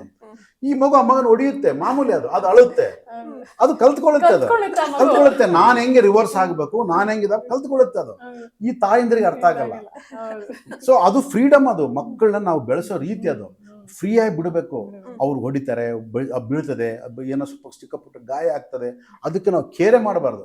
ನಾವು ನಮ್ಮ ಒಂದು ಗುರಿ ಏನಿರ್ಬೇಕು ಅಂದ್ರೆ ನೆಕ್ಸ್ಟ್ ಏನ್ ತೊಂದರೆ ಇಲ್ಲ, ಮತ್ತೆ ಹೋಗು, ಆಡು ಹೋಗು, ಅದನ್ನ ಕಲಿಸ್ಬೇಕು ನಾವು. ಅದು ಮಾಮೂಲಿ. ಅದು ಯಾಕೆ ನಿನ್ನ ಕೈಲಿ ಆಗ್ಲಿಲ್ಲ, ನೀನು ಹೊಡ್ಕೋ, ಯಾರು ಬೇಡ ಅಂದ್ರು, ಹೋಗಪ್ಪ ನೀನು ಅಂತ ಹೇಳ್ಬಿಟ್ಟು. ಬಟ್ ಅದನ್ನ ನಾವು ಈ ಹೊರಗಡೆ ತಂದೆ ತಾಯಿಗಳ ಹತ್ರ ಬೇರೆಯವ್ರ ಹತ್ರ ಹೋಗಿ ಡಿಸ್ಕಸ್ ಮಾಡಬಾರ್ದು. ಮಕ್ಕಳನ್ನ ಎನ್ಕರೇಜ್ ಮಾಡಿ ಕಳಿಸ್ಬೇಕೆ ಹೊರತು ನಾವು ಇದು ಮಾಡಬಾರ್ದು. ಅದನ್ನ ತಗೊಂಡು ಕ್ಯಾಮರಾ ಇಟ್ಕೊಂಡು ಆ ತಾಯಿನ ಏನ್ ಮಾಡ್ಬೇಕು ಹೇಳಿ? ಆ ಮಗು ಹೊಡೆದ್ರೆ ಇನ್ನೊಬ್ಬ ತಾಯಿ ಏನ್ ಮಾಡ್ತಾಳೆ? ಅಂದ್ರೆ ಎಲ್ಲೋ ಇಲ್ಲಿ ಪೇರೆಂಟ್ಸ್ ಒಂದು ಚೀಪ್ ಮೆಂಟಾಲಿಟಿ ಡೆವಲಪ್ ಆಗ್ತಾ ಇದೆ. ಚೀಪ್ ಅಲ್ಲ, ಇದೊಂಥರ ಆರೋಗ್ಯನ್ಸಿ. ನಾವು ಕರೆಕ್ಟ್ ನಾವು ಕರೆಕ್ಟ್ ಅಂತಲ್ಲ, ನಾನು ಕರೆಕ್ಟ್, ಜೊತೆಗೆ ನನ್ನ ಪ್ರಾಡಕ್ಟ್ ಕೂಡ ಕರೆಕ್ಟ್. ನಾನು ಪ್ರಾಡಕ್ಟ್ ಹಂಗೆ ಬೆಳೆಸಿದ್ದೀನಿ ನಾನು ಅಂತ ಆ ಥರ. ಸೊ ಆ ಆರೋಗ್ಯಂಟ್ನೆಸ್ ಇರುತ್ತೆ, ಏನು ಮಾಡೋಕ್ಕಾಗಲ್ಲ. ಸೊ ಹಾಗೆ ಮತ್ತೊಂದು ಇಂಪಾರ್ಟೆಂಟ್ ಕ್ವಶನ್ ಸರ್. ಆಕ್ಚುಲಿ ಇವತ್ತಿನ ದಿವಸ ಮಕ್ಕಳಿಗೆ ಹೋಲ್ ವರ್ಲ್ಡ್ ಓಪನ್ ಆಗಿದೆ ಅಂತ ಹೇಳಿ ಅನ್ಬೋದು actually. So because of device technology develop ಆಗಿದೆ, ಮೊಬೈಲ್ ಡಿವೈಸ್ ಅನ್ನೋದು ಕೈಯಲ್ಲಿ ಸಿಗ್ತಾ ಇದೆ. ಇವತ್ತು ಚಿಕ್ಕ ಮಕ್ಕಳು ಹುಟ್ಟಿದಾಗಿಂದ ಅವರಿಗೆ ಊಟ ಮಾಡ್ಬೇಕಂದ್ರೆ ಮೊಬೈಲ್ ಅಂತ ಹೇಳಿ ಅಲ್ಲಿಂದ ಸ್ಟಾರ್ಟ್ ಆಗಿರ್ತಕ್ಕಂಥ ಮಕ್ಕಳು ಇವಾಗ ಅವರು ಒಂದು ಮಿಡ್ ಏಜ್ ಅಂದ್ರೆ ಅಟ್ಲೀಸ್ಟ್ ಒಂದು 6th ಸ್ಟ್ಯಾಂಡರ್ಡ್ 8th ಸ್ಟ್ಯಾಂಡರ್ಡ್ ಹಂಗೆ ಬಂದಾಗೆ ಅವ್ರಿಗೆ ಅಡಲ್ಟ್ ಕಂಟೆಂಟು ಅವ್ರಿಗೆ ಎಕ್ಸ್ಪೋಸ್ ಆಗ್ತಾ ಇದೆ ಆಕ್ಚುಲಿ. ಸೊ ಎಷ್ಟೋ ತಂದೆ ತಾಯಿಗಳಿಗೆ ಒಂದು ಆತಂಕ ಏನಂತ ಹೇಳಿದ್ರೆ ನನ್ನ ಮಗು ಯಾವ ದಾರಿಯಲ್ಲಿ ಹೋಗ್ತಾ ಇದೆ, ಸೊ ಇದನ್ನ ಅವರು ಅಟ್ಯಾಚ್ ಆಗ್ಬಿಟ್ಟು ನೆಕ್ಸ್ಟ್ ಅವ್ರಿಗೆ ಹಾರ್ಮ್ ಮಾಡ್ಕೋತಾರ, ಅವ್ರ ಬಿಹೇವಿಯರ್ ಹೇಗಿರುತ್ತೆ, ನಾವು ಯಾವ ರೀತಿ ಇದನ್ನ ಕಂಟ್ರೋಲ್ ಮಾಡಬೇಕು ಅನ್ನೋದೊಂದು ಪ್ರಶ್ನೆ ಇದೆ ಆಕ್ಚುಲಿ. ಸೊ ಇದಕ್ಕೆ ನೀವು ಏನ್ ಹೇಳ್ತೀರಾ? ಅಂದರೆ ಇವತ್ತು ಟೆಕ್ನಾಲಜಿನ ನಾವೇನು ಸ್ಟಾಪ್ ಮಾಡೋಕ್ಕೆ ಬರಲ್ಲ. ಇವತ್ತು ನೆಕ್ಸ್ಟ್ AI ಬರ್ತಾ ಇದೆ. ಸೊ AI ಏನೇನು ಬರ್ತಾ ಇದೆ ಗೊತ್ತಿಲ್ಲ. ನಾವು ಟೆಕ್ನಾಲಜಿನ ಯಾವತ್ತೂ ಸ್ಟಾಪ್ ಮಾಡೋಕ್ಕೆ ಬರಲ್ಲ. ನಾವೇನು ಮಾಡ್ತೀವಿ, ನಾವು ಗೌರ್ಮೆಂಟು ಈ ಅಡಲ್ಟ್ ಕಂಟೆಂಟ್ನ ಸ್ಟಾಪ್ ಮಾಡಬೇಕು, ಅದು ಮಾಡಬೇಕು, ಇದು ಮಾಡಬೇಕು ಅಂತ ನಾವು ಹೇಳ್ತಾರೆ. ಸೊ ನಾವು ಟೆಕ್ನಾಲಜಿನಾಗಿರ್ಬೋದು ಮತ್ತು ಮಕ್ಕಳ ಒಂದು ಮೈಂಡ್ಸೆಟ್ ಆಗಿರ್ಬೋದು, ನಾವು ಏನು ಮಾಡೋಕ್ಕೆ ಬರಲ್ಲ. ಸೊ ನಾವು ಅದಕ್ಕೆ ಭಯ ಬಿದ್ದುಬಿಟ್ಟು ಅದನ್ನು ಕೊಡ್ಲಾರ್ದಂಗೆ ನೋಡೋದು, ಮಕ್ಕಳಿಗೆ ಅದು ಒಂದು ವೇಳೆ ಈ ಅಡಲ್ಟ್ ಕಂಟೆಂಟ್ ಈ ಪಾರ್ನ್ ಮೂವೀಸು ಅಂತ ಅದನ್ನು ಬ್ಲ್ಯಾಕ್ ಮಾಡೋದು ಹೆಂಗೆ, ಅದು ಮಾಡೋದು ಹೆಂಗೆ ಅಂತ ಆಲೋಚನೆ ಮಾಡೋದು, ಇದನ್ನು ಆ ಥರ ಏನು ಮಾಡೋದು ಬೇಕಾಗಿಲ್ಲ. ಯಾಕೆಂದರೆ ದೇ ಹ್ಯಾವ್ ಟು ಎಕ್ಸ್ಪೋಸ್, ಹಾಗೇ ಆಗ್ತವೆ ಅವು. ಆಮೇಲೆ ನೀವು ಹೇಳಿದ್ರೆ 5ನೇ ತರಗತಿ 5-6 ಬೇಕಾಗಿಲ್ಲ ರೀ, 9-10ನೇ ಕ್ಲಾಸ್ ಮಕ್ಕಳು. ಯಾಕಂದರೆ 9-10ಕ್ಕೆಲ್ಲ ಇವಾಗ ಚೈಲ್ಡ್ ಮೆಚುರಿಟಿ ಬರ್ತಾ ಇದೆ ಇವಾಗ. ಓಕೆ, ಸೊ ಇವತ್ತಿನ ಒಂದು ಫುಡ್ ಇರ್ಬೋದು, ಆಮೇಲೆ ಒಂದು ನೇಚರ್ ಇರ್ಬೋದು, ಅಂದರೆ ಈ ಗಾಳಿ ನೀರು ಪ್ರತಿಯೊಂದು ಕಲುಷಿತವಾಗಿರೋದ್ರಿಂದ ಸೊ ಆಟೋಮೆಟಿಕ್ ಆಗಿ ಹಾರ್ಮೋನಲ್ ಇದಾಗಿ ಜಾಸ್ತಿ ಗ್ರೋತ್ ಆಗಿರೋದ್ರಿಂದ ಎಲ್ಲದರಲ್ಲೂ ಕೂಡ ಹಾರ್ಮೋನಲ್ ಇಂಜೆಕ್ಷನ್ ಕೊಡ್ತಾರೆ. ಒಂದು ಚಿಕನ್ಗೆ ಹಾರ್ಮೋನ್ ಇಂಜೆಕ್ಷನ್ ಕೊಡ್ತಾರೆ, ಆಮೇಲೆ ಒಂದು ಪೆಸ್ಟಿಸೈಡ್ಸ್ನ ಜಾಸ್ತಿ ಬಳಸ್ತೀವಿ. ಇವತ್ತು ತರಕಾರಿ ಒಂದು ವಾರಗಟ್ಟಲೆ ಅದು ಡಿಕಂಪೋಸ್ ಆಗಲಾರ್ದಂಗೆ ಅದಕ್ಕೆ ನಾವು ಕೆಮಿಕಲ್ಸ್ನ ಪ್ರಿಸರ್ವೇಟಿವ್ಸ್ನ ಸ್ಪ್ರೇ ಮಾಡ್ತೀವಿ.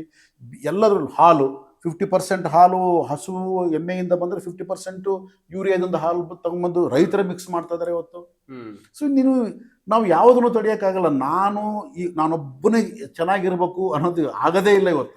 ಕೆಲವರು ಹೇಳ್ತಾರೆ, ನಾನು ನನ್ನ ಬಾಲ್ಕನಿಯಲ್ಲಿ ತರಕಾರಿ ಬೆಳೆಸ್ತೀನಿ.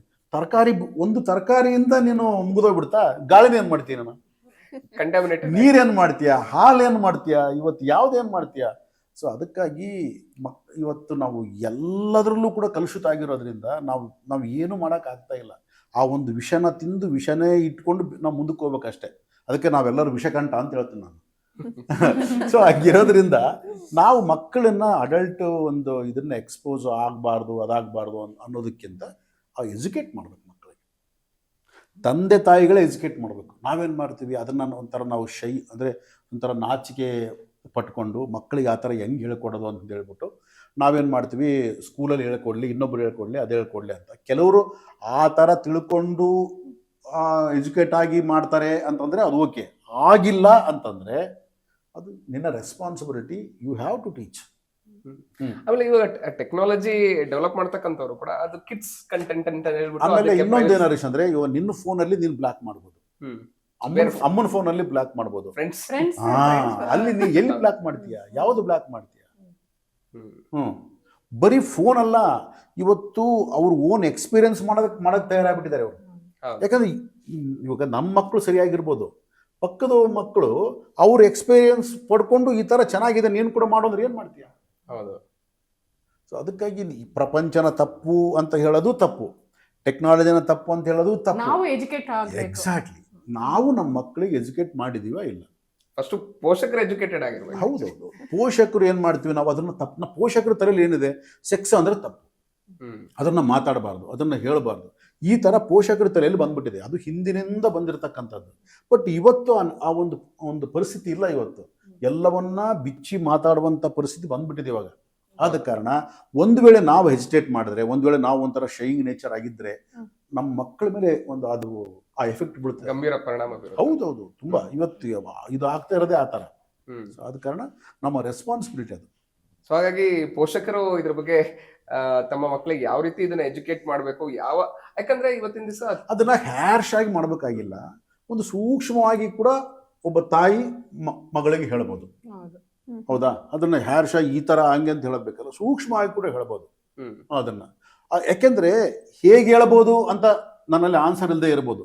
ಒಬ್ಬ ತಾಯಿ ಕುತ್ಕೊಂಡು ನಾನು ಹೇಗೆ ನನ್ನ ಮಗಳಿಗೆ ಟೀಚ್ ಮಾಡಬಹುದು ಅಂತ ಒಂದು ಪ್ರಶ್ನೆ ತನ್ನೊಳಗೆ ತಾನು ಬಂತು ಅಂದ್ರೆ ಹ್ಮ್. ಆ ನೇಚರ್ ಒಳ್ಳೆ ಆನ್ಸರ್ Answer ಕೊಡುತ್ತೆ. ಹೌದು. ನಾವು ಅದನ್ನ ಹೇಳ್ಬೇಕಾಗಿಲ್ಲ, ಹ್ಮ್. ಹಿಂಗೆ ಹೇಳಿ ಅಂತ ಅದೇನು ಪಾಠ ಅಲ್ಲ ಅದು. ಹ್ಮ್. ಹ್ಮ್ ಕರೆಕ್ಟ್. ಸೊ ಹಾಗೆ ಎಷ್ಟೋ ತಂದೆ ತಾಯಿಗಳು ಎಮೋಷ್ನಲಿ ಅವ್ರು ಫೀಲ್ ಮಾಡೋದೇನಂತ ಹೇಳಿದ್ರೆ ನನ್ನ ಒಂದು ಮಗ ಮಾತಾಡ್ತಾ ಇಲ್ಲ, ಸೊ ಎಷ್ಟೋ ದಿವಸಗಳೇ ಆಗೋಯ್ತು, ಸೊ ಪೇರೆಂಟ್ಸ್ ಮಾತು ಕೇಳ್ತಾ ಇಲ್ಲ ಅನ್ನೋವಂಥ ತಂದೆ ತಾಯಿಗಳಿಗೆ ನೀವು ಏನು ಹೇಳ್ತೀರಾ? ಆಕ್ಚುಲಿ ಅಲ್ಲಿ ಏನು ಮಿಸ್ ಆಗಿರ್ಬೋದು? ಹರೀಶ್, ಅದೇ ನಾವು ಫಸ್ಟ್ ಸ್ಟಾರ್ಟಿಂಗ್ ಅಲ್ಲಿ ಮಾತಾಡ್ಕೊಂಡ್ವಿ ಒಂದು ಮಿಲಿಟರಿ ಪೇರೆಂಟಿಂಗ್ ಅಂತ. ಹೌದು. ಸೊ ಈ ಮಿಲಿಟರಿ ಪೇರೆಂಟಿಂಗ್ ಪ್ರಾಬ್ಲಮೇ ಇದು. ಹ್ಮ್ ಬರೀ ಇವಾಗಂತಲ್ಲ, ನೀನು ಆ ಮದುವೆ ಆದ್ಮೇಲೂ ಕೂಡ ತಂದೆ ಮಕ್ಕಳಿಗೆ ಸರಿಯಾಗಿ ಕನೆಕ್ಷನ್ ಇರಲ್ಲ. ಕನೆಕ್ಷನ್ ಇರೋದೇ ಇಲ್ಲ. ಹೌದು, ಬರೀ ಕರೆಕ್ಟ್ ಮಾಡಕ್ ಹೋಗ್ತಾರೆ. ಕರೆಕ್ಟ್ ಮಾಡಕ್ ಕರೆಕ್ಟ್ ಮಾಡಕ್ ಮುಂಚೆ ಫಸ್ಟ್ ಕನೆಕ್ಟ್ ಆಗ್ಬೇಕು ಅವ್ರ ಜೊತೆ. This right word. ಕರೆಕ್ಟ್ ಮಾಡೋದಕ್ಕಿಂತ ಮುಂಚೆ ಕನೆಕ್ಟ್ ಆಗ್ಬೇಕು. Correct ಆಗ್ಬೇಕು. ಆ ಕನೆಕ್ಟೇ ಡಿಸ್ಕನೆಕ್ಟ್ ಆಗೋಗ್ಬಿಟ್ಟಿರ್ತದೆ. ಹ್ಮ್ ಡಿಸ್ಕನೆಕ್ಟ್ ಆದ್ಮೇಲೆ ಕನೆಕ್ಟ್ ಮಾಡಕ್ ಇಲ್ಲ ಆಗುತ್ತೆ. ಇವತ್ತು ಮಗ ಫಾರಿನ್ಗೆ ಹೋಗ್ಬಿಟ್ಟ, ನನ್ನ ಫೋನೇ ಮಾಡಲ್ಲ, ನನ್ನ ಮಾತಾಡ್ಸ, ನೀನು ಬೈ ಬರ್ತಿಂದ ಕೂಡ ಕರೆಕ್ಟ್ ಇಲ್ಲ, ಕನೆಕ್ಟಿವಿಟಿನೇ ಇಲ್ಲ. ಹ್ಮ್. ನೀನು ಮಗ ಮಗಳು ಅಂತ ನೀನು ಯಾವ್ದು ಆಧಾರದ ಮೇಲೆ ಹೇಳ್ತಾ ಇದೀಯಾ? ನಿನ್ನ ಒಂದು ದೈಹಿಕ ಆಧಾರವಾಗಿ ಹೇಳ್ತಾ ಇದೀಯ. ಹೌದು. ಸೊ ದೈಹಿಕ ಆಧಾರವಾಗಿ ಜೊತೆಗೆ ಮಾನಸಿಕ ಆಧಾರ ಕೂಡ ಇರ್ಬೇಕು ತಾನೆ. ಹ್ಮ್ ಮಾನಸಿಕವಾಗಿ ಕೂಡ ನಿನ್ನ ಮಕ್ಕಳ ಜೊತೆ ಸಂಬಂಧ ಇಟ್ಕೊಂಡಿರ್ಬೇಕು ತಾನೆ. ಹೌದು. ಮಾನಸಿಕವಾಗಿಲ್ಲ, ಕೇವಲ ದೈಹಿಕವಾಗಿರ್ತಕ್ಕಂಥ ಸಂಬಂಧವನ್ನ ಇಟ್ಟುಕೊಂಡು ನಾವು ಮಕ್ಕಳ ಜೊತೆ ಮಾತಾಡ್ತೀವಿ. ನಾವು ನನಗೆ ಹುಟ್ಟಿದ ಮಗ, ಹ್ಮ್ ನಾನು ಹಡದ ಮಗ ಅಂತ ತಾಯಿ, ನನಗೆ ಹುಟ್ಟಿದ ಮಗ ಅಂತ ತಂದೆ, ಈ ಒಂದು ದೈಹಿಕ ಸಂಬಂಧವನ್ನು ಇಟ್ಕೊಂಡು ಮಾತಾಡ್ತಕ್ಕಂಥ ಒಂದು ಸಿಸ್ಟಮ್ನಲ್ಲಿ ನಾವು ಬಂದ್ಬಿಟ್ಟಿದ್ದೀವಿ. ನಾವು ಈ ದೇಶದಲ್ಲೆಲ್ಲ ಹಂಗೆ ಬಂದ್ಬಿಟ್ಟಿದೆ. ಬಟ್ ಇವತ್ತು ವರ್ಲ್ಡ್ ಅನ್ನೋದು ಒಂದು ವಿಲೇಜ್ ಆಗ್ತಾ ಇದೆ. ಹ್ಮ್ ಸೊ ಪ್ರಪಂಚ ಎಲ್ಲ ನೋಡ್ತಾ ಇದೀವಿ. ನಾವು ಮಕ್ಕಳಿದ್ದಾಗ ನಮಗೆ ನಮ್ಮೂರು ಬಿಟ್ಟು ಇನ್ನೊಂದು ಊರು ಗೊತ್ತಿಲ್ಲ ನಮಗೆ. ಹೌದು. ನಮ್ಮ ಹಳ್ಳಿನೇ ನಮ್ಗೆ ನಮ್ಮೂರು ಅಷ್ಟೇ ಅದು. ಬಟ್ ಇವತ್ತು ಇಡೀ ವರ್ಲ್ಡ್ ಇದು ಒಂದು ವಿಲೇಜ್ ಆಗ್ತದೆ. ಸೊ ಈ ತರ ಇದ್ದಾಗ ಇವಾಗಲೂ ಕೂಡ ನನ್ನ ಮಗಳು ಅದೇ ರೀತಿ ನನ್ನ ಮಾತು ಕೇಳಬೇಕು, ನನ್ನ ಮಗ ಅದೇ ರೀತಿ ಮಾತು ಕೇಳಬೇಕು ಅಲ್ಲ. ಇವತ್ತು ನಮ್ಮ ಮಕ್ಕಳಾಗಿರ್ಬೋದು, ಯಾವುದೇ ಆಗಿರ್ಬೋದು, ನಮ್ಮ ಒಂದು ಮಾನಸಿಕ ಸ್ಥಿತಿಯಲ್ಲಿ ನಾವು ಅವ್ರ ಜೊತೆ ಯಾವ ರೀತಿ ಕನೆಕ್ಷನ್ ಇಟ್ಕೊಂಡಿದೀವಿ ಅನ್ನೋದ್ರ ಮೇಲೆ ಡಿಪೆಂಡ್ ಆಗುತ್ತೆ. ಹಾಗಾಗಿ ಎಷ್ಟೋ ಪೇರೆಂಟ್ಸ್ಗಳು ಅಮ್ಮನ ಹತ್ರ ಹೇಳ್ಕೊತಾರೆ, ಎಸ್ಪೆಷಲಿ ಹುಡುಗರು ಹೇಳ್ಬೇಕಂತ ಹೇಳಿದ್ರೆ ತಾಯಿ ಹತ್ರ ಹೇಳ್ಕೊತಾರೆ, ತಂದೆ ಹತ್ರ ಮಾತಾಡೋದೇ ಇಲ್ಲ. ಅದು ನಮ್ ಕಾಲಕ್ಕಿತ್ತು, ಇವಾಗ ಆಗಿಲ್ಲ. ಇವಾಗ ಏನಿಲ್ಲ, ಲೆಕ್ಕಿಲ್ಲ. ಅಲ್ಲ, ಇವಾಗ- ಅವನು ನೋ ಮುಲಾಜ್ ಬಂದೆ ಕೊಡ. ಅಲ್ಲ, ಆ ರೀತಿ ಆರೋಗ್ಯನ್ಸ್ ಇಂದ ಕೇಳ್ಬೋದು. ಬಟ್ ಏನಂತ ಹೇಳಿದ್ರೆ ಎಲ್ಲ ಒಂದ್ ಕಡೆ ತಂದೆಗೆ ದೂರ ಮಾಡಿಬಿಟ್ಟಿದ್ದಾರೆ ಅನ್ನೋ ಎಲ್ಲ ಪೇರೆಂಟ್ಸ್ ಅಲ್ಲಿ ಇಲ್ದೇ ಇರ್ಬೋದು. ಸೊ ಮೆಜಾರಿಟಿ ಅಂತ ಹೇಳಿ ಅನ್ಬೋದು ಆಕ್ಚುಲಿ. ಅದೇ ಯಾಕೆ ಅಂದ್ರೆ ನಮ್ ಕಾಲದಲ್ಲಿ ಏನಿತ್ತು ಅಂದ್ರೆ ತಂದೆ ಅಂದ್ರೆ ಸ್ಟ್ರಿಕ್ಟ್. ಅವನ ಹತ್ರ ಏನು ಮಾತಾಡಂಗಿರ್ಲಿಲ್ಲ. ಹ್ಮ್. ಅವನೊಂಥರ ರಾಕ್ಷಸ ಇದ್ದಂಗೆ ಎಲ್ಲೋ ಕುತ್ಕೊಂಡಿರುತ್ತೆ. ಎಲ್ಲ ತಾಯಿನೇ ಇದ್ ಮಾಡ್ತಾ ಇದ್ಲು. ನಿಮ್ಮಪ್ಪನ ಕೋಪ ಬರುತ್ತೆ ನೋಡು, ನಿಮ್ಮ ತಾಯಿ ಏನ್ ಮಾಡ್ತಾ ಇದ್ಲು ಅಂದ್ರೆ ಅಪ್ಪನ್ ತೋರಿಸ್ತಾ ಇದ್ಲು. ಯಾಕಂದ್ರೆ ಬೈತಾರೆ. ತಾನು ಏನ್ ಟೀಚ್ ಮಾಡ್ಬೇಕು ಅನ್ಕೊಂಡಿದ್ಲು ಅಪ್ಪನ ತೋರಿಸ್ಬಿಟ್ಟು ಟೀಚ್ ಮಾಡ್ತಾ ಇದ್ಲು. ಹಾ. ಈ ತರ ಮಾಡ್ಬೇಡ, ತಾನು ಹೇಳ್ಬೇಕಾಗಿತ್ತು ಈ ತರ ಮಾಡಬೇಡ ಅಪ್ಪ ಅಂತ. ಬೈತಾರೆ. ಅಪ್ಪ ಬೈತಾನ ನೋಡು, ಅಪ್ಪನ ಕೋಪ ಬರುತ್ತೆ ನೋಡು ಅಂತ ಅಪ್ಪನ ತೋರಿಸ್ಬಿಟ್ಟು ತಾಯಿ ಟೀಚ್ ಮಾಡ್ತಾ ಇದ್ಲು ಆ ಕಾಲದಲ್ಲಿ. ಇವಾಗ ಅದೆಲ್ಲ ಇಲ್ಲ.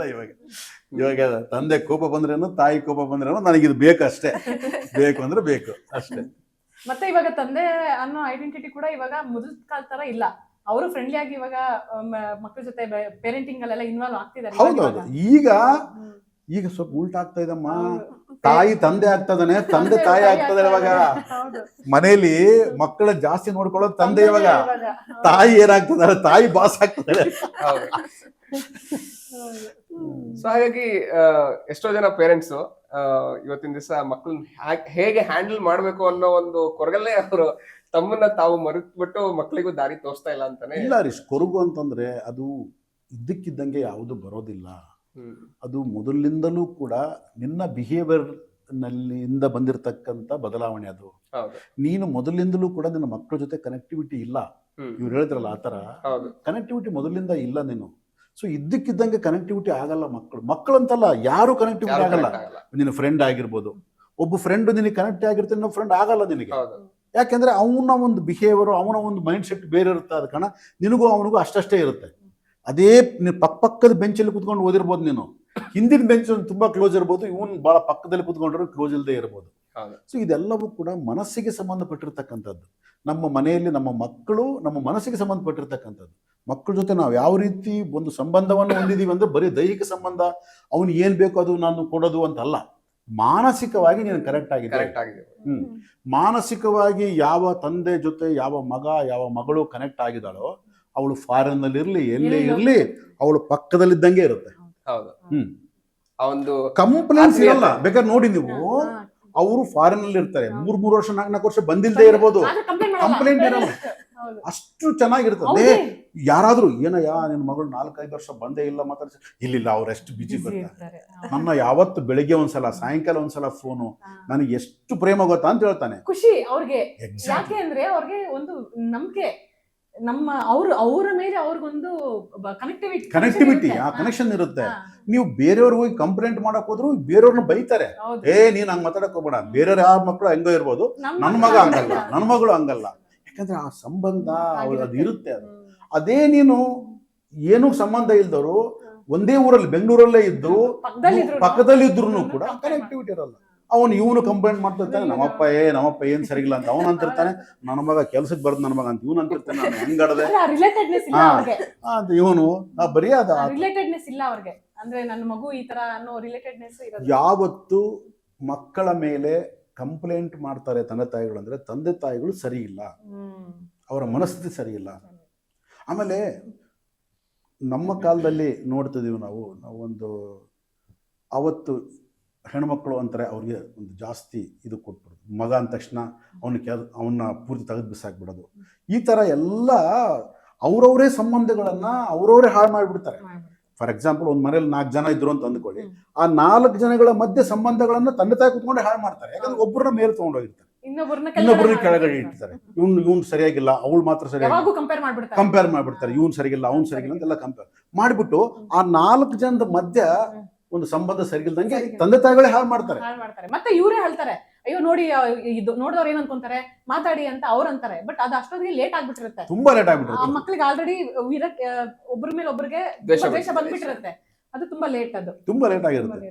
ಆಮೇಲೆ ಒಂದ್ ವೇಳೆ ಮಾಡ್ಬೇಕಂದ್ರೂ ಮಾಡಕ್ಕಾಗಲ್ಲ.